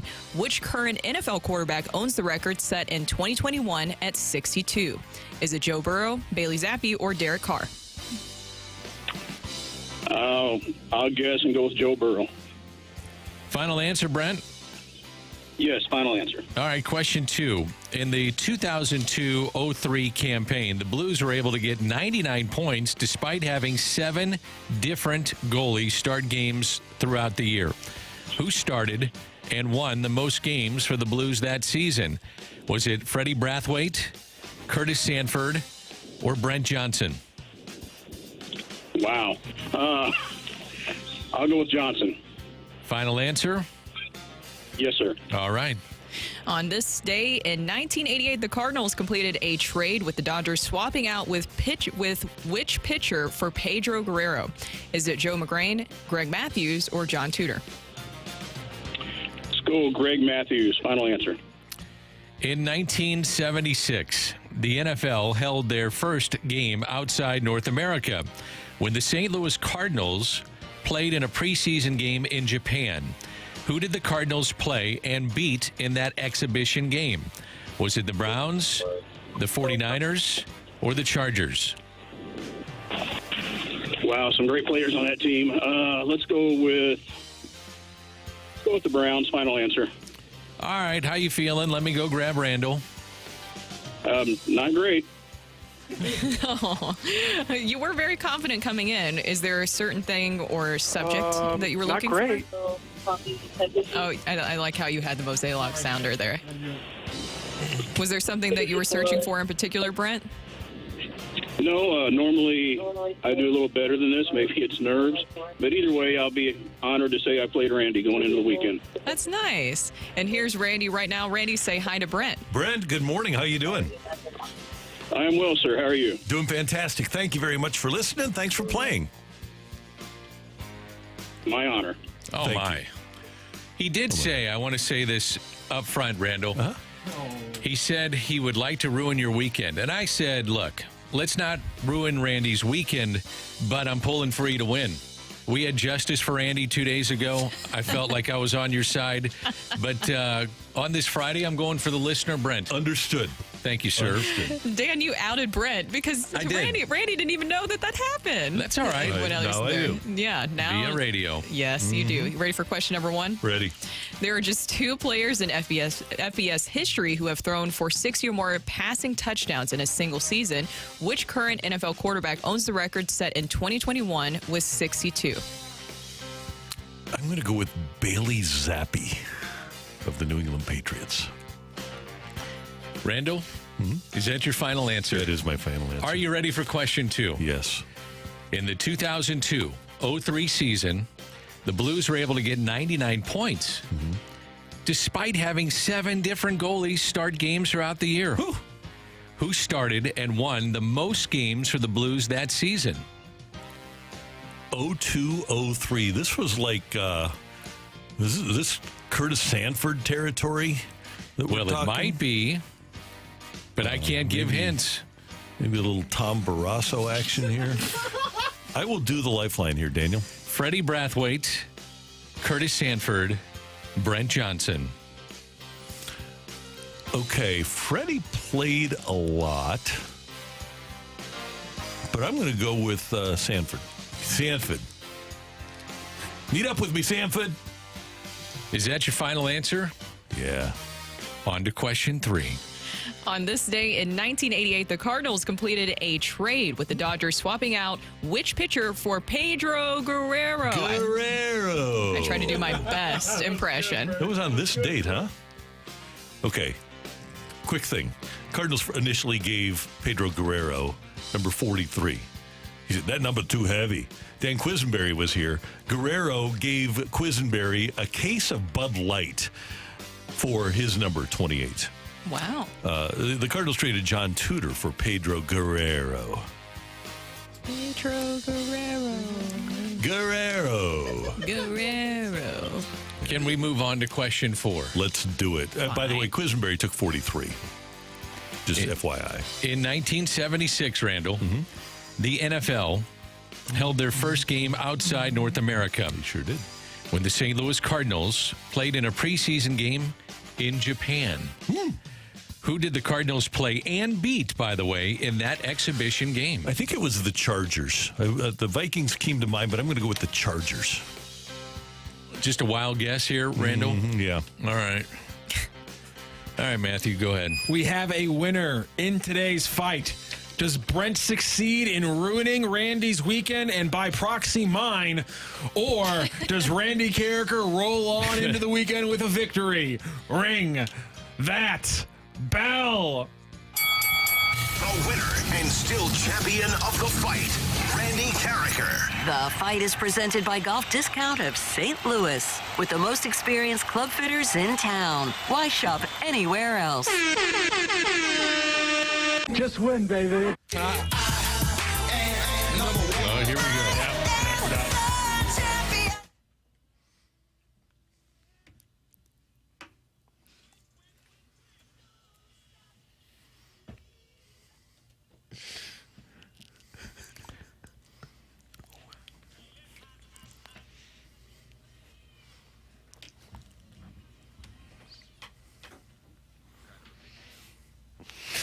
Well, Brent, Randy beat you 3-1 today in the fight. Sorry about that, friend. No, that's great. I'm glad I got one right. And you all made my weekend. I listen to you every day and love y'all. I appreciate that, Brent. And you know what? I appreciate you, Brent, because Randy has not unloaded the clip in a long time in a fight win, and frankly, I miss it. I haven't got to dance to a little Earth, Wind, and Fire in a long time. There are just 2 players in FBS history to throw for 60 or more passing touchdowns in a single season. It is Joe Burrow doing it in 2019, and then Bailey Zappi breaking his record in 2021 with 62. By the way, Bailey Zappi played 1 season of college football, and he threw 62 passing touchdowns, which is just insane for me. For Western Kentucky, by the way, the Hilltoppers in their red turf. In the 2002-2003 season, the Blues were able to get to 99 points despite having 7 different goalies start games throughout the season. In fact, most of those goalies had to start out throughout the first half of the season because of injuries, and it was Brent Johnson who actually finished with the most games and wins for the Blues with 38 games plays, 16 wins to Fred Brathwaite's 30 games and 12 wins in that season. On this day in 1988, the Cardinals completed the trade with the Dodgers to swap out John Tudor for Pedro Guerrero. And in 1976, the NFL held their first game outside North America, and the St. Louis Cardinals took down the San Diego Superchargers by a score of 20-10 in Tokyo, Japan. So a 3-1 win for Randy Carricker in the fight today. Thank you again, Brent, for joining the fight and joining the show today. My pleasure. Thank you. Thank you, Brent. Have a great weekend. Thank you, Brent. Our pleasure. I liked my pleasure. Yeah. Coming up Very kind. here on 101 ESPN, Greg Amsinger says that the team nobody wants to see in the playoffs is the Giants, but how much scarier are they than the Diamondbacks with Gallen, Kelly, Pfaaaaaaaatttt and Rodriguez. That's next on 101 ESPN.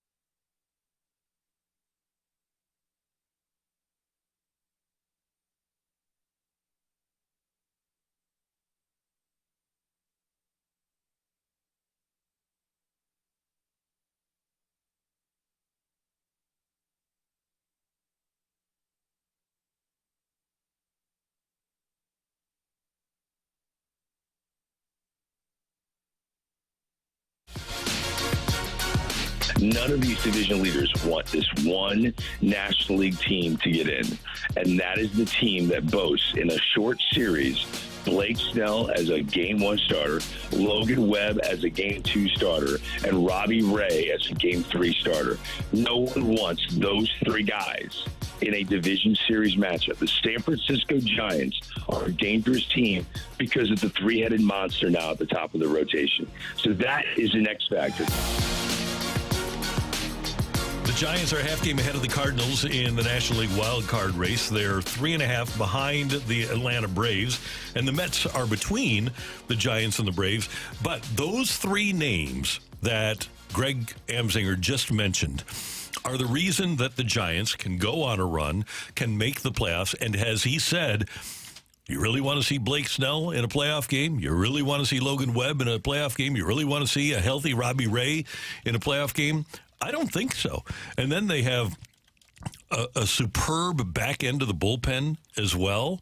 I think that the Giants, despite their offensive inefficiencies, are the scariest team that nobody's talking about as well. I'm still looking at the Diamondbacks, and I'm looking at also the Padres. The Padres, with what they've been able to do, Mike Schultz Padres have been really unbelievable. I mean, Profar is having a career year, and then you have Jackson Merrill, all-star rookie for him, and he's just continuing to play great. They have so many things working for him, and we haven't even touched on everything that the bullpen's doing, and they're getting a lot of guys healthy. Dylan Cease. That is a guy that, Randy, you were always really, really big on. Man, could you imagine if they had him in the starting rotation here with the Cardinals? I'm looking at the Padres. Yeah. Cease is legit number one.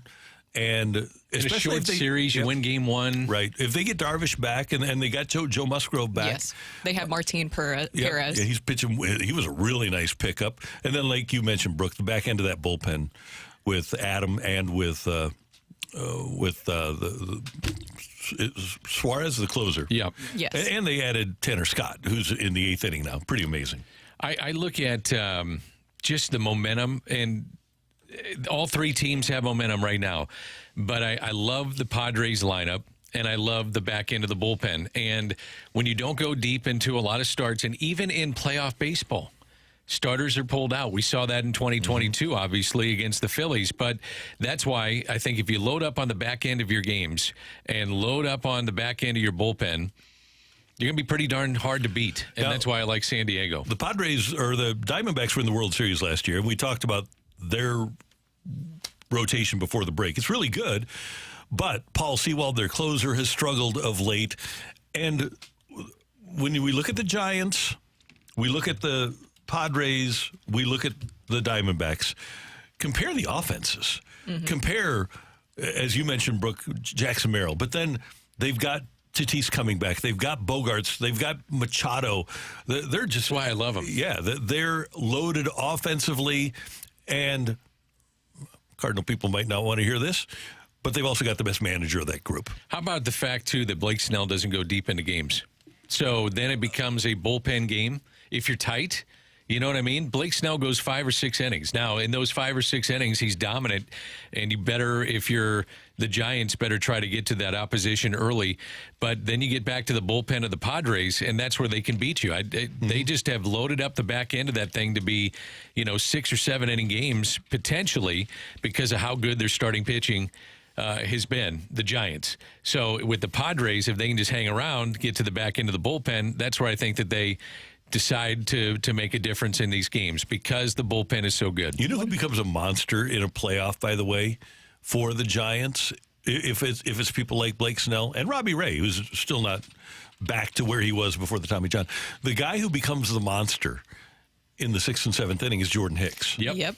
Jordan Hicks, he can't handle that. What about the Diamondbacks, the darling of last year's postseason run? Are they a team that we should be looking at, too? Because they really have kicked things into gear in the second half of the season, especially during the All-Star break. They got off to a slow start this season, going 39-43 was their record on June 29th. Now they are 30-10 since that point, and they also are now boasting one of the top offenses in all of Major League Baseball in starting rotation since that point as well. Do you look at them as another possibility. Corbin Carroll, of course, I've talked about that a lot, has been a big part of this second half resurgence for them. I look at any of these teams, and any of these teams could go to the World Series, number one, because of their pitching, but number two, they're playing playoff baseball right now. And I go back to this all the time. Anytime you're in this wild card race, it's like you're playing in the playoffs because every game is magnified. And it's funny in this conversation, we haven't mentioned the Phillies. We haven't mentioned the Dodgers. I mean, these are teams that on paper you'd say, well, these are the teams that you have to beat. The Dodgers have a 2-game lead now. They may not win the National League West, but yet when you talk about it with a general fan base of baseball fans, well, it'll be the Dodgers, it'll be the Phillies, they're the two best teams, and they might be. But these teams that are starting to line up their pitching and have a chance to line it up, like Greg said, in the playoffs, that's what makes them so dangerous. One other note about the Diamondbacks, you could tell Marte, if Ohtani isn't the MVP, Marte might be. They'll get I love that dude. He's great. Yep. They should get Christian Walker back. But Bell's done a nice job stepping He's in. done a really nice job for them. Yeah, they've got Moreno, their catcher, will be back. He's on the 10-day right now. Lourdes Gurriel has been a nice pickup for them and performed really well. They've got a lot of nice elements on that team, and I think that Torey Lovullo does a great job in their dugout. I look at momentum, too, and I've been saying this, and I believe it, that if you are a team that matches up with someone in the National League, and we're talking specifically about the National League, I don't think I'd want to face those three teams more so than I'd want to face the Phillies. I think I'd rather face the Phillies. They're going to win the East.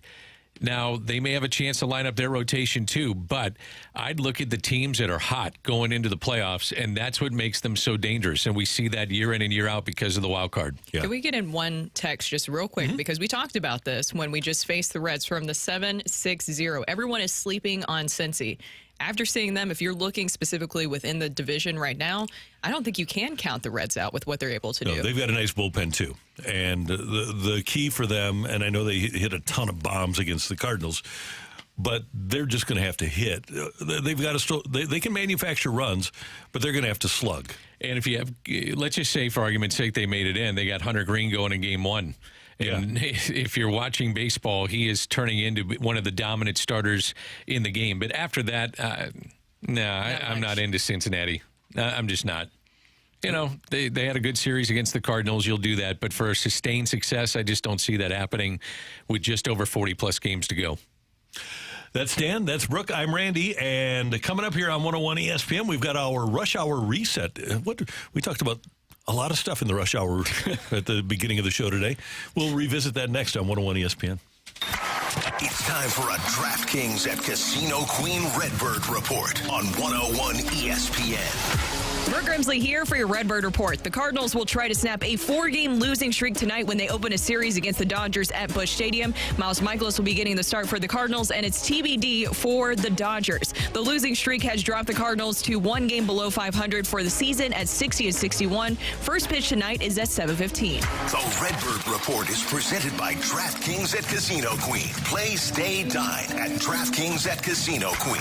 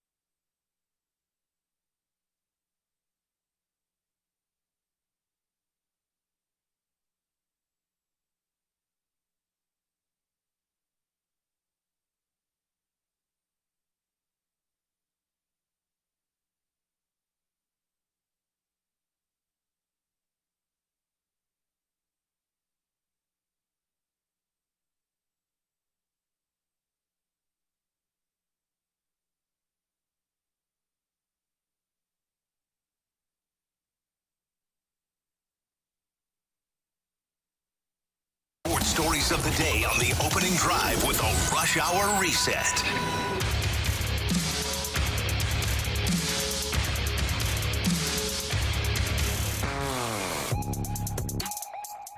.906 in St. Louis, your time check brought to you by Clarkson Jewelers, an officially licensed Rolex jeweler. Cards and Doyers tonight, 7:15, opener of a 3-game series. The Cardinals will pitch Miles Mikolas against the Dodger right or left-hander? TBA. Ambidextrous. Okay. But Christian Yelich, we didn't mention this earlier, has decided to undergo back surgery. I don't know how long he's been dealing with this ailment. Matthew, have you heard? I think about a week back. Okay. It's been more than a week back. Okay. Can't prove that. He's out for the year. Yes. And so that'll hurt the Brewers. But, man, Jackson Chourio is playing great for them. He was a big part of the rally yesterday as Milwaukee rallied with 3 in the 8th and knocked off the Dodgers in the finale of their 4-game series. And so they split, and the Dodgers come to town. As Dan mentioned in our last segment, 2 games up in their division. I would think that the Dodgers are playing with a little bit of desperation now. And plus, they have Mookie Betts back. That's what I thought coming into the series, and talked about it a little bit yesterday, that they have to play with an edge. They have not won the West, and usually this time of year, they're up by 10 or 15 games. And not to say that you don't come in with somewhat of an edge, but it's a relaxed atmosphere, and their games are amped up a little bit. They've got to win some games here, knowing that Arizona, along with the Padres, are charging hard. So if they're looking to win the Western Division, the National League West, then they've got to play with a little edge starting tonight. There's so much talent in the NL West right now. We just talked in that last segment about all the teams and how well they're doing and how they're challenging the Dodgers. But if we can go back to the Brewers for a minute, because earlier in the show we talked about what the Cardinals do that could be similar to the Dodgers, and obviously you can't spend as much money as the Dodgers, as much as we would all like. They're in a league of their own, the Dodgers, with what they're doing and the amount of money that they're spending and investing in their entire organization. More basically than the Cardinals make. Yeah, they spend an insane amount of money. So we're not saying that, but maybe finding other ways to really have a collaborative effort from the top down. Is there something that the Brewers are doing within their organization that is helping them be successful? Because we've talked about, there's been so many times this season where you thought that they would break, but they've just been bending and not breaking despite the amount of injuries they've dealt with. I don't know what it is about the Brewers. I never think they're great, but they're always great. And Craig Counsell had a big part of that. I would say, though, that Pat Murphy, in my mind, is the National League Manager of the Year. Because a lot of teams looked at losing Craig Counsell, and some of the players, they knew that Yelich was banged up coming into the season. There were a lot of people that follow baseball that thought this would be, for the Brewers, a little bit of a down year. Traded Burns. That's the other one I was going to go to. They traded Corbin Burns, so you lose your ace at the top of their rotation. And the fact they've used, 16 or 18 different starters and have found a way to win games.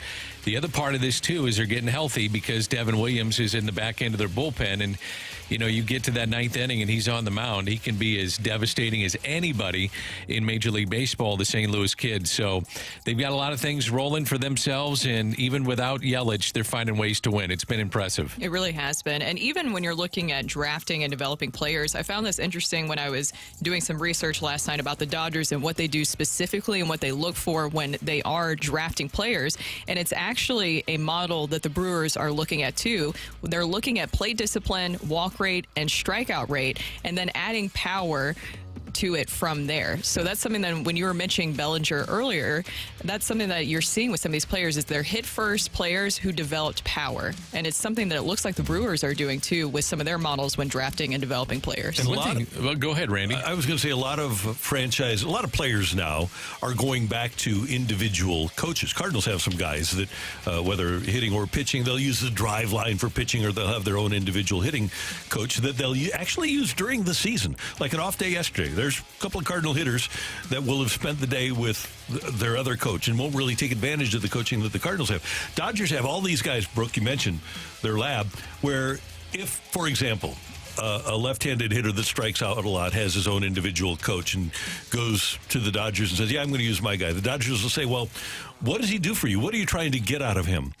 And the player will say it, and they say, you know what? We've got a guy that does the exact same thing. So why don't we just, why don't you stay here under our roof, and that way we can keep you healthy and do what you want, and you can get out of us what you want, and you don't have to pay for it. Here's the other thing, too, about the Dodgers. And, yes, they've spent a ton of money with Freeman, and I'm talking about everyday lineup. Freeman, Betts, Ohtani. But, man, they have some interchangeable parts. Tommy Edman will be one of them starting this week for the Dodgers. Apparently comes off the IL this week. Not this weekend if you're hoping to see him, but interchangeable parts and how Dave Roberts uses those interchangeable parts. They have had really good success in doing that. Some teams, like the Giants a few years ago, were able to do that and go righty-lefty matchups, but the way that they use interchangeable parts has been impressive, and Dave Roberts does a really nice job of using guys that have different assets to their game and finding the most to get out of them. It's been impressive. That's why I think, there's always a lot of discussions out there, but I've seen some of the discussions about if the Dodgers do not win the World Series this year, that they might get rid of him. I don't know if you could do that because he's able to really navigate the system well for the Dodgers. I think that's ridiculous, and I've seen the same things. But, man, when you've won that many division titles and had somewhat of success in postseason play, yes, they won the COVID World Championship. Sometimes the grass is not greener on the other side. And, these players play hard for Dave Roberts. I don't think you can say that they don't. Now, there are some that say, well, you spend that much money, you better win. There's some truth to that, but he does win. And as we talk about all the time, when you get into postseason play, it's a crapshoot. Mm-hmm. And these wild card teams get hot and make a run and get to a World Series. It's just not that easy just because you spend the money that you should automatically win the World Series. Maybe their best team played against the 2017 Astros that cheated. 100%. It was a hell of a team. Yeah. That's and there's still fair. Frustration with that and how that all played out. No doubt. Still to this day. Even look at the money point that you just made there about spending last year with the Padres. Look at what happened with them. You And put the a Mets. bunch of superstars together. It still didn't work in that clubhouse, and it didn't translate to wins. And the Mets last year. Right. Money doesn't always equal championships. Hey, I want to congratulate Jose Epinesa from Edwardsville. His dad, Epi Epinesa, played at Iowa. His brother, AJ Epinesa, played at Iowa. He's now a member of the Buffalo Bills. Number 21 player on ESPN's big board in their big top 300, and he has committed to Iowa. It's a family affair with the Epinesa family. So congratulations to Jose. It was going to happen. Iowa's been working on him since he was a little kid because he was AJ's brother. And so congratulations to him on making that choice. It was kind of a fait accompli, I guess, that he was going to wind up at Iowa. No, I'm still hoping the Mizzou can jump back into that family and steal him back. Yeah. Dang it. Which poll was that? Was that the players poll or is that a different poll? Go ahead. I thought he was in. No, go ahead. The ESPN 300. He's number 21. That's what I thought. Okay. Yeah. All right. So 4-star defensive end. Good player. Absolutely. And he will get coached well at Iowa. Adrian Claiborne out of Webster went to Iowa. He was a first-round draft choice and had a very successful NFL career. AJ is having a successful NFL career. They know how to get players to the NFL from Iowa. They're pretty good. Do you buy into those high school polls going to college and what these kids do? I think they're better than they've ever been. It sure seems like, especially the 5-star guys, wind up being great players. They do. 5 stars seem to work out. Yeah. They do. And the consensus on who you follow at the high school. I love the high school polls. I do too. And I get into those. I do too. I think one thing that you need to keep in mind, and I think young players need to keep this in mind too. First of all, a lot of coaches say they don't pay attention to stars. They all do because they all want to have the highest rated recruiting class. But if you get 2 and 3 stars, as Gary Pinkel proved, they don't have to stay 2 and 3 star players. You can have a Sean Weatherspoon that gets taken in the NFL draft in the second round. You can. William Moore was a 2-star wide receiver when he went to Mizzou. Wind up being a high draft pick in the NFL. Charles development. Yeah. The defensive end that went to Charles Harris, was a 3-star guy that turned into a first-round pick. So you can develop players at the collegiate level and get them to be really, really good. There's been a lot of successful NFL players that were not even ranked coming out of high school that found a way to have plenty of success in college and in the NFL. My buddy, Kyle Turley, who's now a country singer, was a surfer dude in San Diego and bagged groceries. kids. And after his junior year, one of the high school coaches from his high school came into the grocery store he was working at and said, hey, why don't you come out for the football team? This is after his junior year. He'd never set foot on a football field. Kyle said, okay, sure. Sets foot on the football field, has a great year because he's big and strong and natural. Goes to San Diego State and was a first-round pick in the NFL. Never played football until he was a senior in high school. It's amazing. That is crazy. It's amazing how many guys. You can't look at 17 and 18-year-old kids. Now, some of them you can project. But, man, sometimes you have to get them in a system and a coaching staff that believes in you and can develop. And Gary Pinkel did that a bunch, man. Yeah. He would get those 3-star guys out of Texas, and nonstop he was developing those players. And the big thing for offensive and defensive linemen is to have them be patient enough to get big during a redshirt year. Absolutely. And work on their feet, work on conditioning, and turn their bodies into men.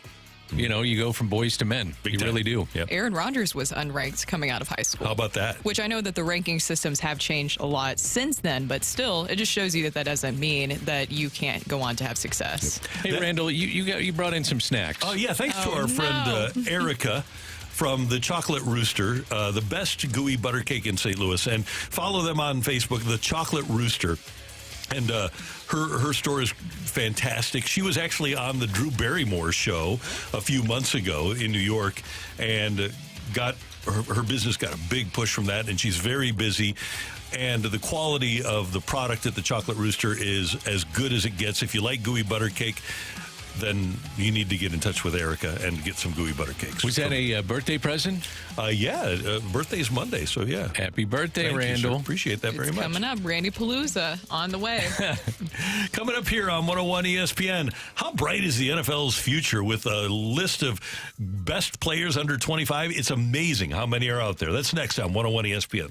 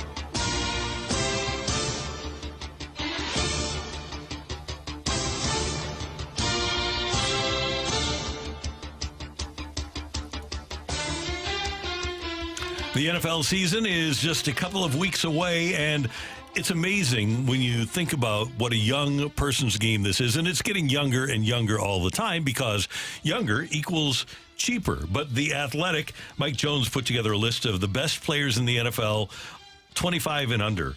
And you could really you'd build a Super Bowl champion with players that are 25 and under on this list.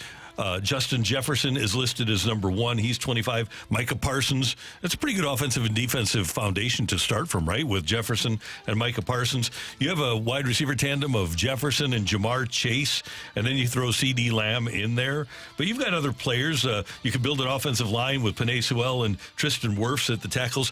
And then your cherry on top, your coup de grace, is C.J. Stroud at quarterback. Ooh, yeah. C.J. Stroud, he was very exciting to see last year. I don't think that I've ever seen a rookie quarterback campaign like that before. When is the last time that you guys think that you've seen something like that from a rookie quarterback? It's been First a while year, since somebody's straight out of the draft like that. Yeah. I feel like Herbert kind of hit that level. Yeah, he was really good. That's probably it. Yeah. So Justin Herbert. Yeah. But not many are running around like that. Doesn't younger mean still healthy in the National Football League? Generally. Yeah, especially how about Jordan Love, who hasn't even played until last year? I mean, the average shelf life of an NFL player is, 3.5 years? Mm-hmm. So on average, you're going to have younger players because they're cheaper and because of the simple fact they can still walk and run. They're still healthy. Mm-hmm. And that's why I think it goes to, at least it skews that way, to have younger players making an impact in the NFL. Who do you think is going to have a bigger year this year? C.J. Stroud with the Texans or Jordan Love with the Packers? I'm going to go C.J. Stroud. I'm going to go Stroud also. Not Jordan Love with what he was able to do last year? Stroud has those weapons, though. He gets Tank Dell back. Exactly. They add Diggs to the roster. They built Diggs can be a wild game. Card, though. He can, yeah. They add Joe Mixon as a running back. He's just got so many weapons to work with. And the Packers always seem to come up with an effective offensive line, but when you look at the names on the Packers offensive line right now, you say, who are these guys? Yeah. And that's what Jordan Love is going to have to deal with, a perceived lack of protection up front. Now, did they add a good running back? Yes, Josh Jacobs. Did he have receivers? I think he had a different leading receiver last year in September, October, November, and December. Each month, Jordan Love had a different leading receiver. But they've got guys, but they don't have a guy. You know what I'm saying? Can you imagine now having a year under his belt, the kind of numbers and understanding the speed of the NFL, the system even better? That's why I go with C.J. Stroud. And the number one reason is because Tank Dell is back. Mm-hmm. And if you get him back with such a weapon and the weapons he has surrounding him, that's why I go with C.J. Stroud. The thing is, and I don't disagree with you guys, C.J. Stroud is very exciting. Talked about him a lot last year, especially in the AFC South and what he was able to do. But with Jordan Love, what he was able to do last year, I mean, taking the Packers to the playoffs in the postseason in his first year starting, and I know it was a little rough at the beginning of the season for him, but then he really started to grow and was fantastic down the stretch there, and also beat the Chiefs during the regular season, and he was able to lead the charge in that. I don't think you can count out Jordan Love and what he's able to do, because if the Packers, they follow this formula, right, where they develop these young quarterbacks, they let them sit behind their legend, and then they come in and take things over. If you're going to look at history and if it repeats itself for the Packers, remember the second years of Brett Favre and Rodgers, that's when they really took the next step. Yeah. He's got all the individual talent Love does. My only concern about him is the surrounding talent. Absolutely. Yeah. I'm interested just to see the next progression with Jordan Love. So he, the first part of last year was kind of hit and miss, and then all of a sudden, second half, he starts to turn it on. Obviously, in the playoffs, he was awesome against Dallas and really was good throughout the playoffs until they were eliminated. But I still go back to more of a given for me, which is C.J. Stroud. And then I look at now, if you're asking me about the upside of these guys, I'd go Jordan Love. I think he can take his game because of some of the weapons that he'll be used to, and the fact he is established now. That would be, to me, lend itself for him to take even another step and become one of the elite QBs in the game. And guys, I'll tell you this. If we were going to start a league and I was forced to have Aiden Hutchinson on my team, I would take him in a blink and not look back. Aiden Hutchinson might wind up being the best of all these guys of this 25 and under team. Yep, he might be the most impactful player of the entire group. Interesting. He's a stud. Yeah, I don't know. I do understand and what you're saying, but I don't know. With these young quarterbacks and what they're able to do that we just talked about with C.J. Stroud and with Jordan Love, and I think Justin rightfully is number one on that list. Yeah, I think so. Justin Jefferson's great. I'll be interested to see how great he is with Sam Darnold. Does he make Darnold better, or does Darnold cause Jefferson to regress? Here's another question. Who would you rather watch, C.J. Stroud or Jordan Love? I can't take both. Every Sunday, you got a chance to watch. Who would you rather watch? I think I'd rather watch Love, actually. Really? Yeah. CJ can do so many different things, though. Not to say that Love can't. I think Love is actually a little bit more athletic. Really? Yeah. And think about this. Stroud did it last year with a pretty darn good, well, what we look at as a pretty good supporting cast. Jordan Love, he made receivers last year. He did. Yeah. I'll give you that. All right. Maybe I'll go Jordan Love. Yeah. You're starting to convince me here, guys. We're slowly converting you over. I think so. I think I'm in like the number one fan club of I'm like the number one guy for CJ Stroud. But here's the thing. I think all of us in this room, if one of the other would take C.J. Stroud, we'd all be very happy with Jordan Love. If one of us took Jordan Love, we'd all be very happy with C.J. Stroud. Yeah, 100%. 100%. Yeah, and it goes back to that upside you're talking about with Jordan Love. The fact that he can make those receivers better around him like we saw last year. I don't know. I think the AFC South, and maybe this is just the Titans fan in me talking, I think that could be interesting this year. When you're looking at young starting quarterbacks, you have Will Levis with the Titans, as we know. I won't dive too much into that. But we haven't even talked about Anthony Richardson. Randy, I'm getting there. Anthony Richardson, what he'll look like with the Colts this year. C.J. Stroud with the Texans, and then also Trevor Lawrence. Will he be able to gain some more ground? I'm not a big fan of Trevor Lawrence, and he got paid. I guess you got to pay him because that's the going rate for a guy. I'm just not a huge fan of his. And they lost Calvin Ridley. Yep. That organization, they've got a lot going for them. But once you pay the quarterback, then the rest of the talent around him isn't going to be what it was. I'm kind of disappointed with Lawrence as well. He's still got physical ability, but he always seems to be hurt. And hurt down the stretch of last year, and when they needed to win big games, crunch time, looking at the playoffs, he just didn't do it. Turned the ball over a lot, too. He sure did. Yep. I'm interested to see what Anthony Richardson looks like this season. Me too. Yeah, I know Coach Venturi is very excited about him. How could he not be? Yeah. I mean, you look at the talent, the physical attributes, he's going to be awesome. Yep. Coming up here on 101 ESPN, what do you expect from the Cardinals the rest of the way? We'll take your texts. Here we start a 22-game stretch against teams that are all in the playoffs if the playoffs started today. So what do you expect the Cardinals to do against that and then in their final 24 games? That's coming your way on 101 ESPN.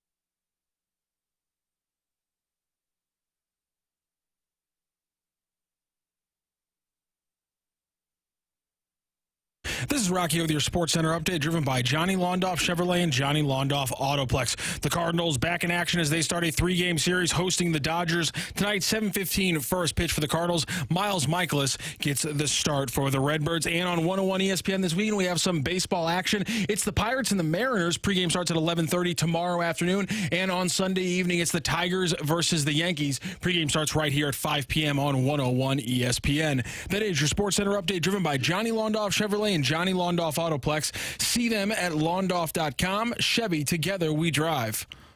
Are you kidding me?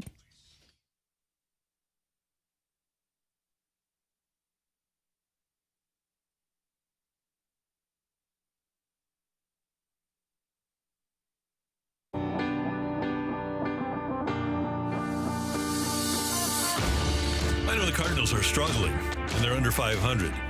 But how can you have the Tigers and Yankees rather than the Cards and the Dodgers on ESPN Sunday Night Baseball? No, it is on Saturday night. The Cardinals are on Fox? Yeah. Saturday night they'll be on Fox. On the big Fox, okay. Yeah. So The big Fox. I wonder when the last time the Detroit Tigers were on Sunday Night Baseball. I also wonder if the Cardinals have maxed out their ESPN appearances. Oh, that's possible. So that could be part of it, too. Yeah, that's fair. Yeah. And maybe the Dodgers, too. So the Cardinals are against the Dodgers starting tonight, are going to play 22 consecutive games against playoff teams. Dodgers for 3, Brewers for 3, Twins for 3, Padres for 4, Yankees for 3, and then you flip into September and you've got the Brewers for 3. Those are 22 consecutive games against playoff teams.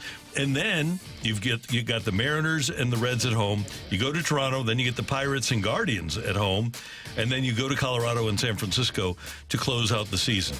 The Cardinals are a game under 500. If somehow, magically, and I don't anticipate this to happen, but if somehow magically the Cardinals could go 11-11 over the course of the next 22 games against playoff teams, that would give them a record of 71-72. Could they get to a point where they could get 90 wins? They would have to win 19 in a row to close out the season. Probably not 19 in a row. Yeah, that'd be a little tough. That seems a little bit So even 500 against this gauntlet of a schedule make it prohibitive for the Cardinals to be a playoff team this year. So let's not even bother going there.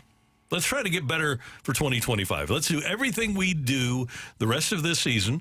That includes playing Jordan Walker every day. Let's try to get better for 2025. I do want to see Jordan Walker play every day. Do you think that changes here down the stretch? Or, well, we don't know who the pitcher is going to be. It's TBD, so it could be really anybody. But do we see Jordan Walker here more? I'd say yes. We better. You asked your expectations. I would say 500, Randy. I mean, there's not a lot of reason to say that it's not going to be by 500 because you've been 500 for the better part of the season. In the last 4 full seasons, the NL Central champion has averaged 93 wins. Mm-hmm. So that's something to consider. Since the playoffs expanded to 3 wildcard teams, the NL's 6 wildcard qualifiers have averaged 89 wins. That's another thing. I mean, so you're probably not going to get to either one of those marks, which makes it very tough historically, statistically, to get into postseason play. And I know the Cardinals might be thinking, well, we have to give our fans hope. Well, I'm a fan. I'm a big fan. You know what? My hope for 2024 is gone. Let's start being logical. Let's be realistic about this situation. I would be more excited about seeing Walker play. I would be more excited about, and we can wait until September.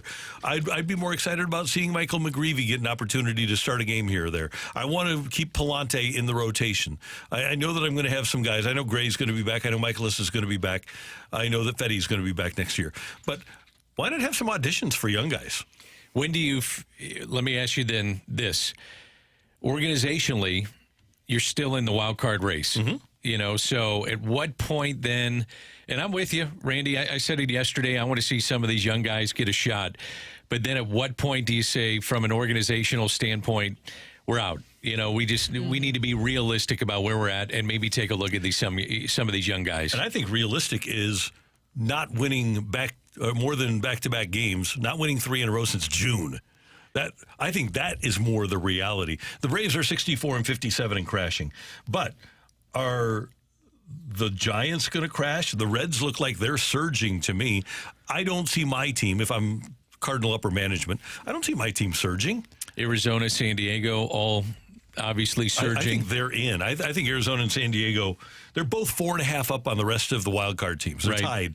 So so you're battling the Braves, Mets, Giants, Reds, and Cubs, who you lead by a game and a half for one wild card spot. So do you kind of take the Cubs approach? Is that what you're saying of you're looking ahead to 2025 and building towards that? But how do you relay that to the current players who still, in their minds, they're still fighting for the playoffs? I don't know if you guys saw this. Sometimes you should and shouldn't pay attention to social media posts. But last night, Nolan Arenado posted on Instagram, and the last photo on there, a lot of people have been talking about, it's a photo of a wall, and it's a quote that says, "We've got a long way to go and a short time to get there. We're going to do what they say can't be done." Oh, Smokey and the Bandit. I love it. Eastbound now. So my question is, how do you relay that then? If you're saying that you have to pack in the rest of the season, basically, and I do like the idea of seeing more of the younger players, but how do you relay this to the veteran players who still are trying to compete down the stretch? In the immortal words of Brad Thompson, if you don't like it, play better. He's 100% right. Yeah. Look, if he came out with a post that said we stink, I'd have a problem with that. I mean, he should come out with posts if he's going to post on social media of something to excite themselves, the team, the organization, the fan base. But they got to say it. You know, they can't say, well, we're out of it. Let's just see all these young guys and I'll see you next year. I mean, they've got to have hope. Yeah. And, maybe some of that hope is catching lightning in a bottle. But to my original point, you've been 500 for the better part of this season. You're probably going to finish up around 500 this year. Few under, few above, whatever the case may be, and that's not going to get you in the playoffs. I got in trouble when the Cardinals signed Sonny Gray. I can go back to the date that they signed Sonny Gray. Brooke, you were here when I said, was here for this, yes. If you're going to spend a record amount of payroll for a 500 team, that's kind of a waste of money. I didn't say it was kind of. I said it was a waste of money. If you're going to spend a record amount of payroll to have a 500 team, that's a waste of money. And I would suggest that that's where the Cardinals are right now. That was November 27th when they signed Sonny Gray, where I said I thought they were going to be a 500 team.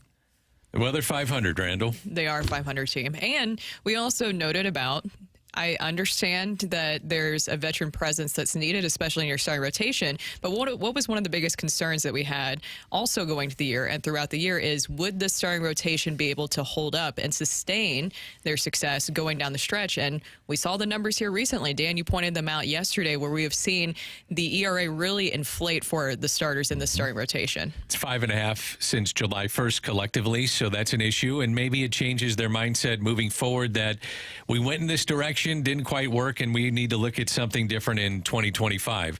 Time will tell. You know, they still have a little bit of runway. It's short. It's not great, but time will tell.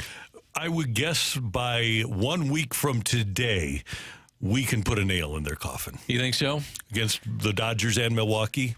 What if you sweep Milwaukee? Then you get some momentum. You gain 3 games on Milwaukee, and it gives you somewhat of hope. You know, that's what you got to hope for. Yeah, but that would mean that they had won 3 games in a row. Yeah, which they haven't done. No, I agree. I look, Randy, I'm with you. I mean, it's a tall order. Yeah. I'm just trying to look at the other side and say, this is, if you're the Cardinals, this is what you have to hold your hat on. The Cardinals have proven me wrong in the past, and I would love nothing more than to have them prove me wrong again. But at some point, can I use another Bill Parcells line again? Go ahead. You are what your record says you are. Tony would say that too. Yeah. You are what you are. Yep. And right now they've been 500, and there's really no reason to think that they won't be 500 the way that the season is played out and moving forward. Did you ever get a stern lecture from Tony when you asked about the playoffs around 500? Oh, yeah. I got a lot of stern conversations with him. Yeah. Why are you talking about the playoffs? Right. Well, you're only 4.5 games out. Doesn't mean anything. If we're not even 500. We get to 500 plus 5 plus 10 plus 15, then we can start talking playoffs. Don't talk to me about playoffs if we're 500. Increments of 5 with everything. Even going the other way. Yeah, increments of 5 below, you'd always bring that up too. Yep. Coming up here on 101 ESPN, are we going to give away some tickets, Matthew? We still got some Bud Bash tickets for next week. It says through the 16th, and today's the 16th. Yeah. Okay, then it counts. I was waiting for you to read the thing. I was waiting for you to actually read the date on the top because I had no idea. I was over last night at the beer garden over at Anheuser-Busch for the Jason Mott event, and it's such a great venue. And you can join us, 101 ESPN, for the second annual Blues and Brews on Friday evening, September 20th at the Anheuser-Busch Beer Garden. Get fired up for the blues season at this outdoor street party. Maybe our new guys will be there, huh?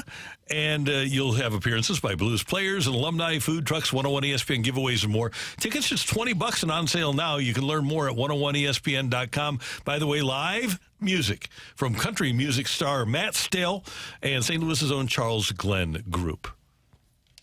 Why are you just staring at me? Why are you laughing? No, it was the Matt Stell portion of it. Oh, okay. Matt Stell or Stale? Matt Stell. Matt Stale. Yeah, there you go. Little southern accent there. Yeah. I'm going to go play Warshers now after listening to that. Oh, it's a good call. In Washington. We'll be playing Warshers at the Blues and Brews. You know it. Okay, Oh, yeah. I'll play it. I'll play that and jarts. Jarts are the best, yeah. Somebody said yard darts is another word for it, or description. And lawn darts. And I feel like I have heard that. Fun game or dangerous weapon? I don't like that. Coming This is up America. It can be both. Yeah, we've got Rocc and Roll next on 101 ESPN.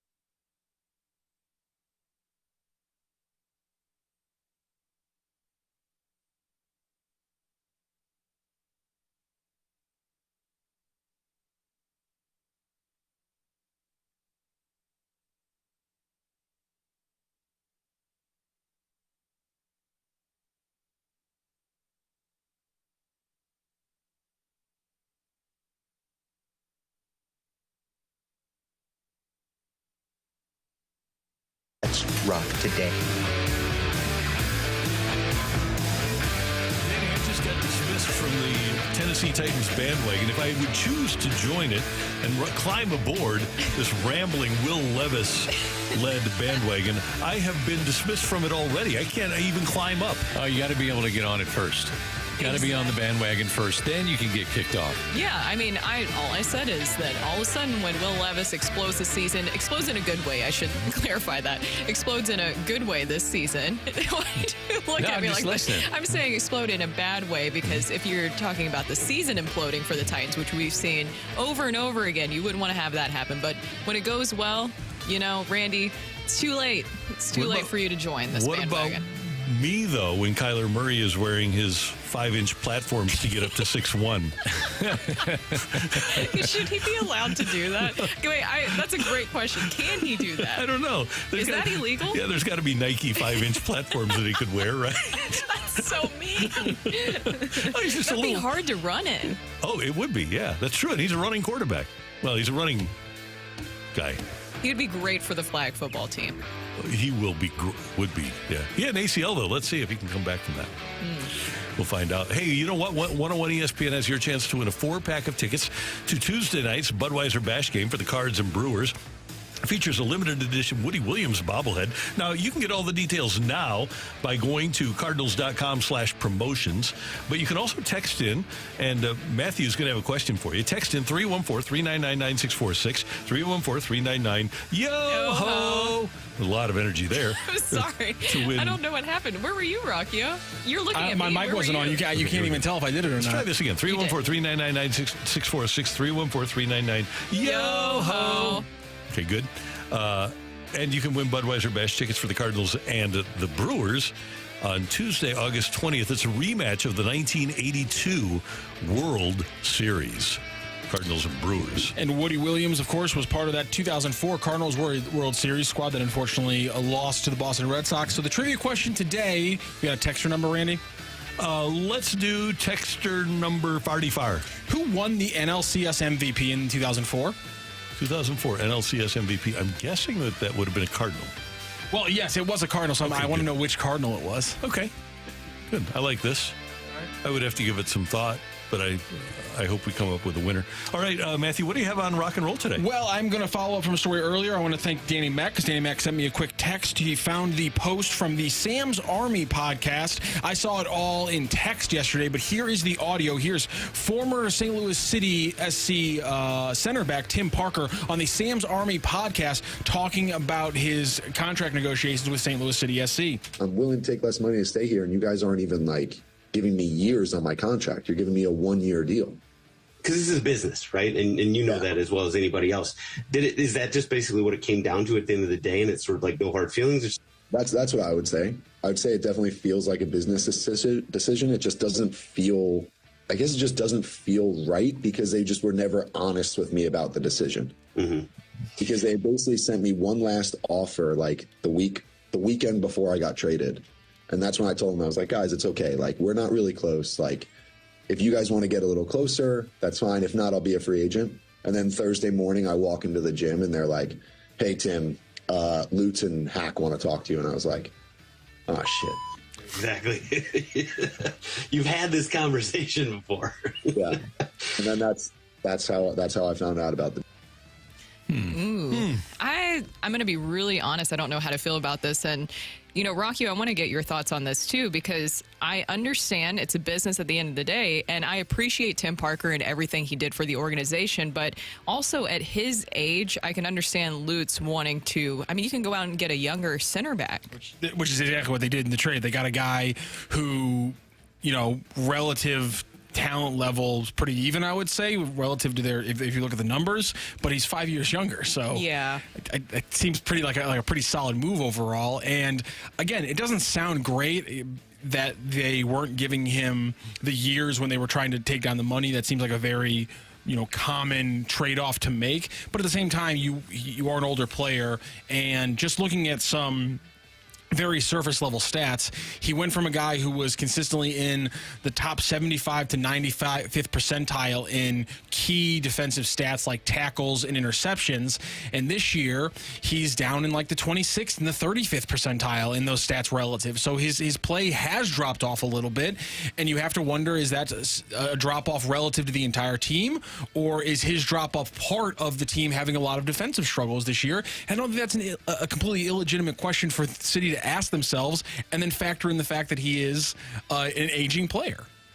Yeah, like he said, it's business.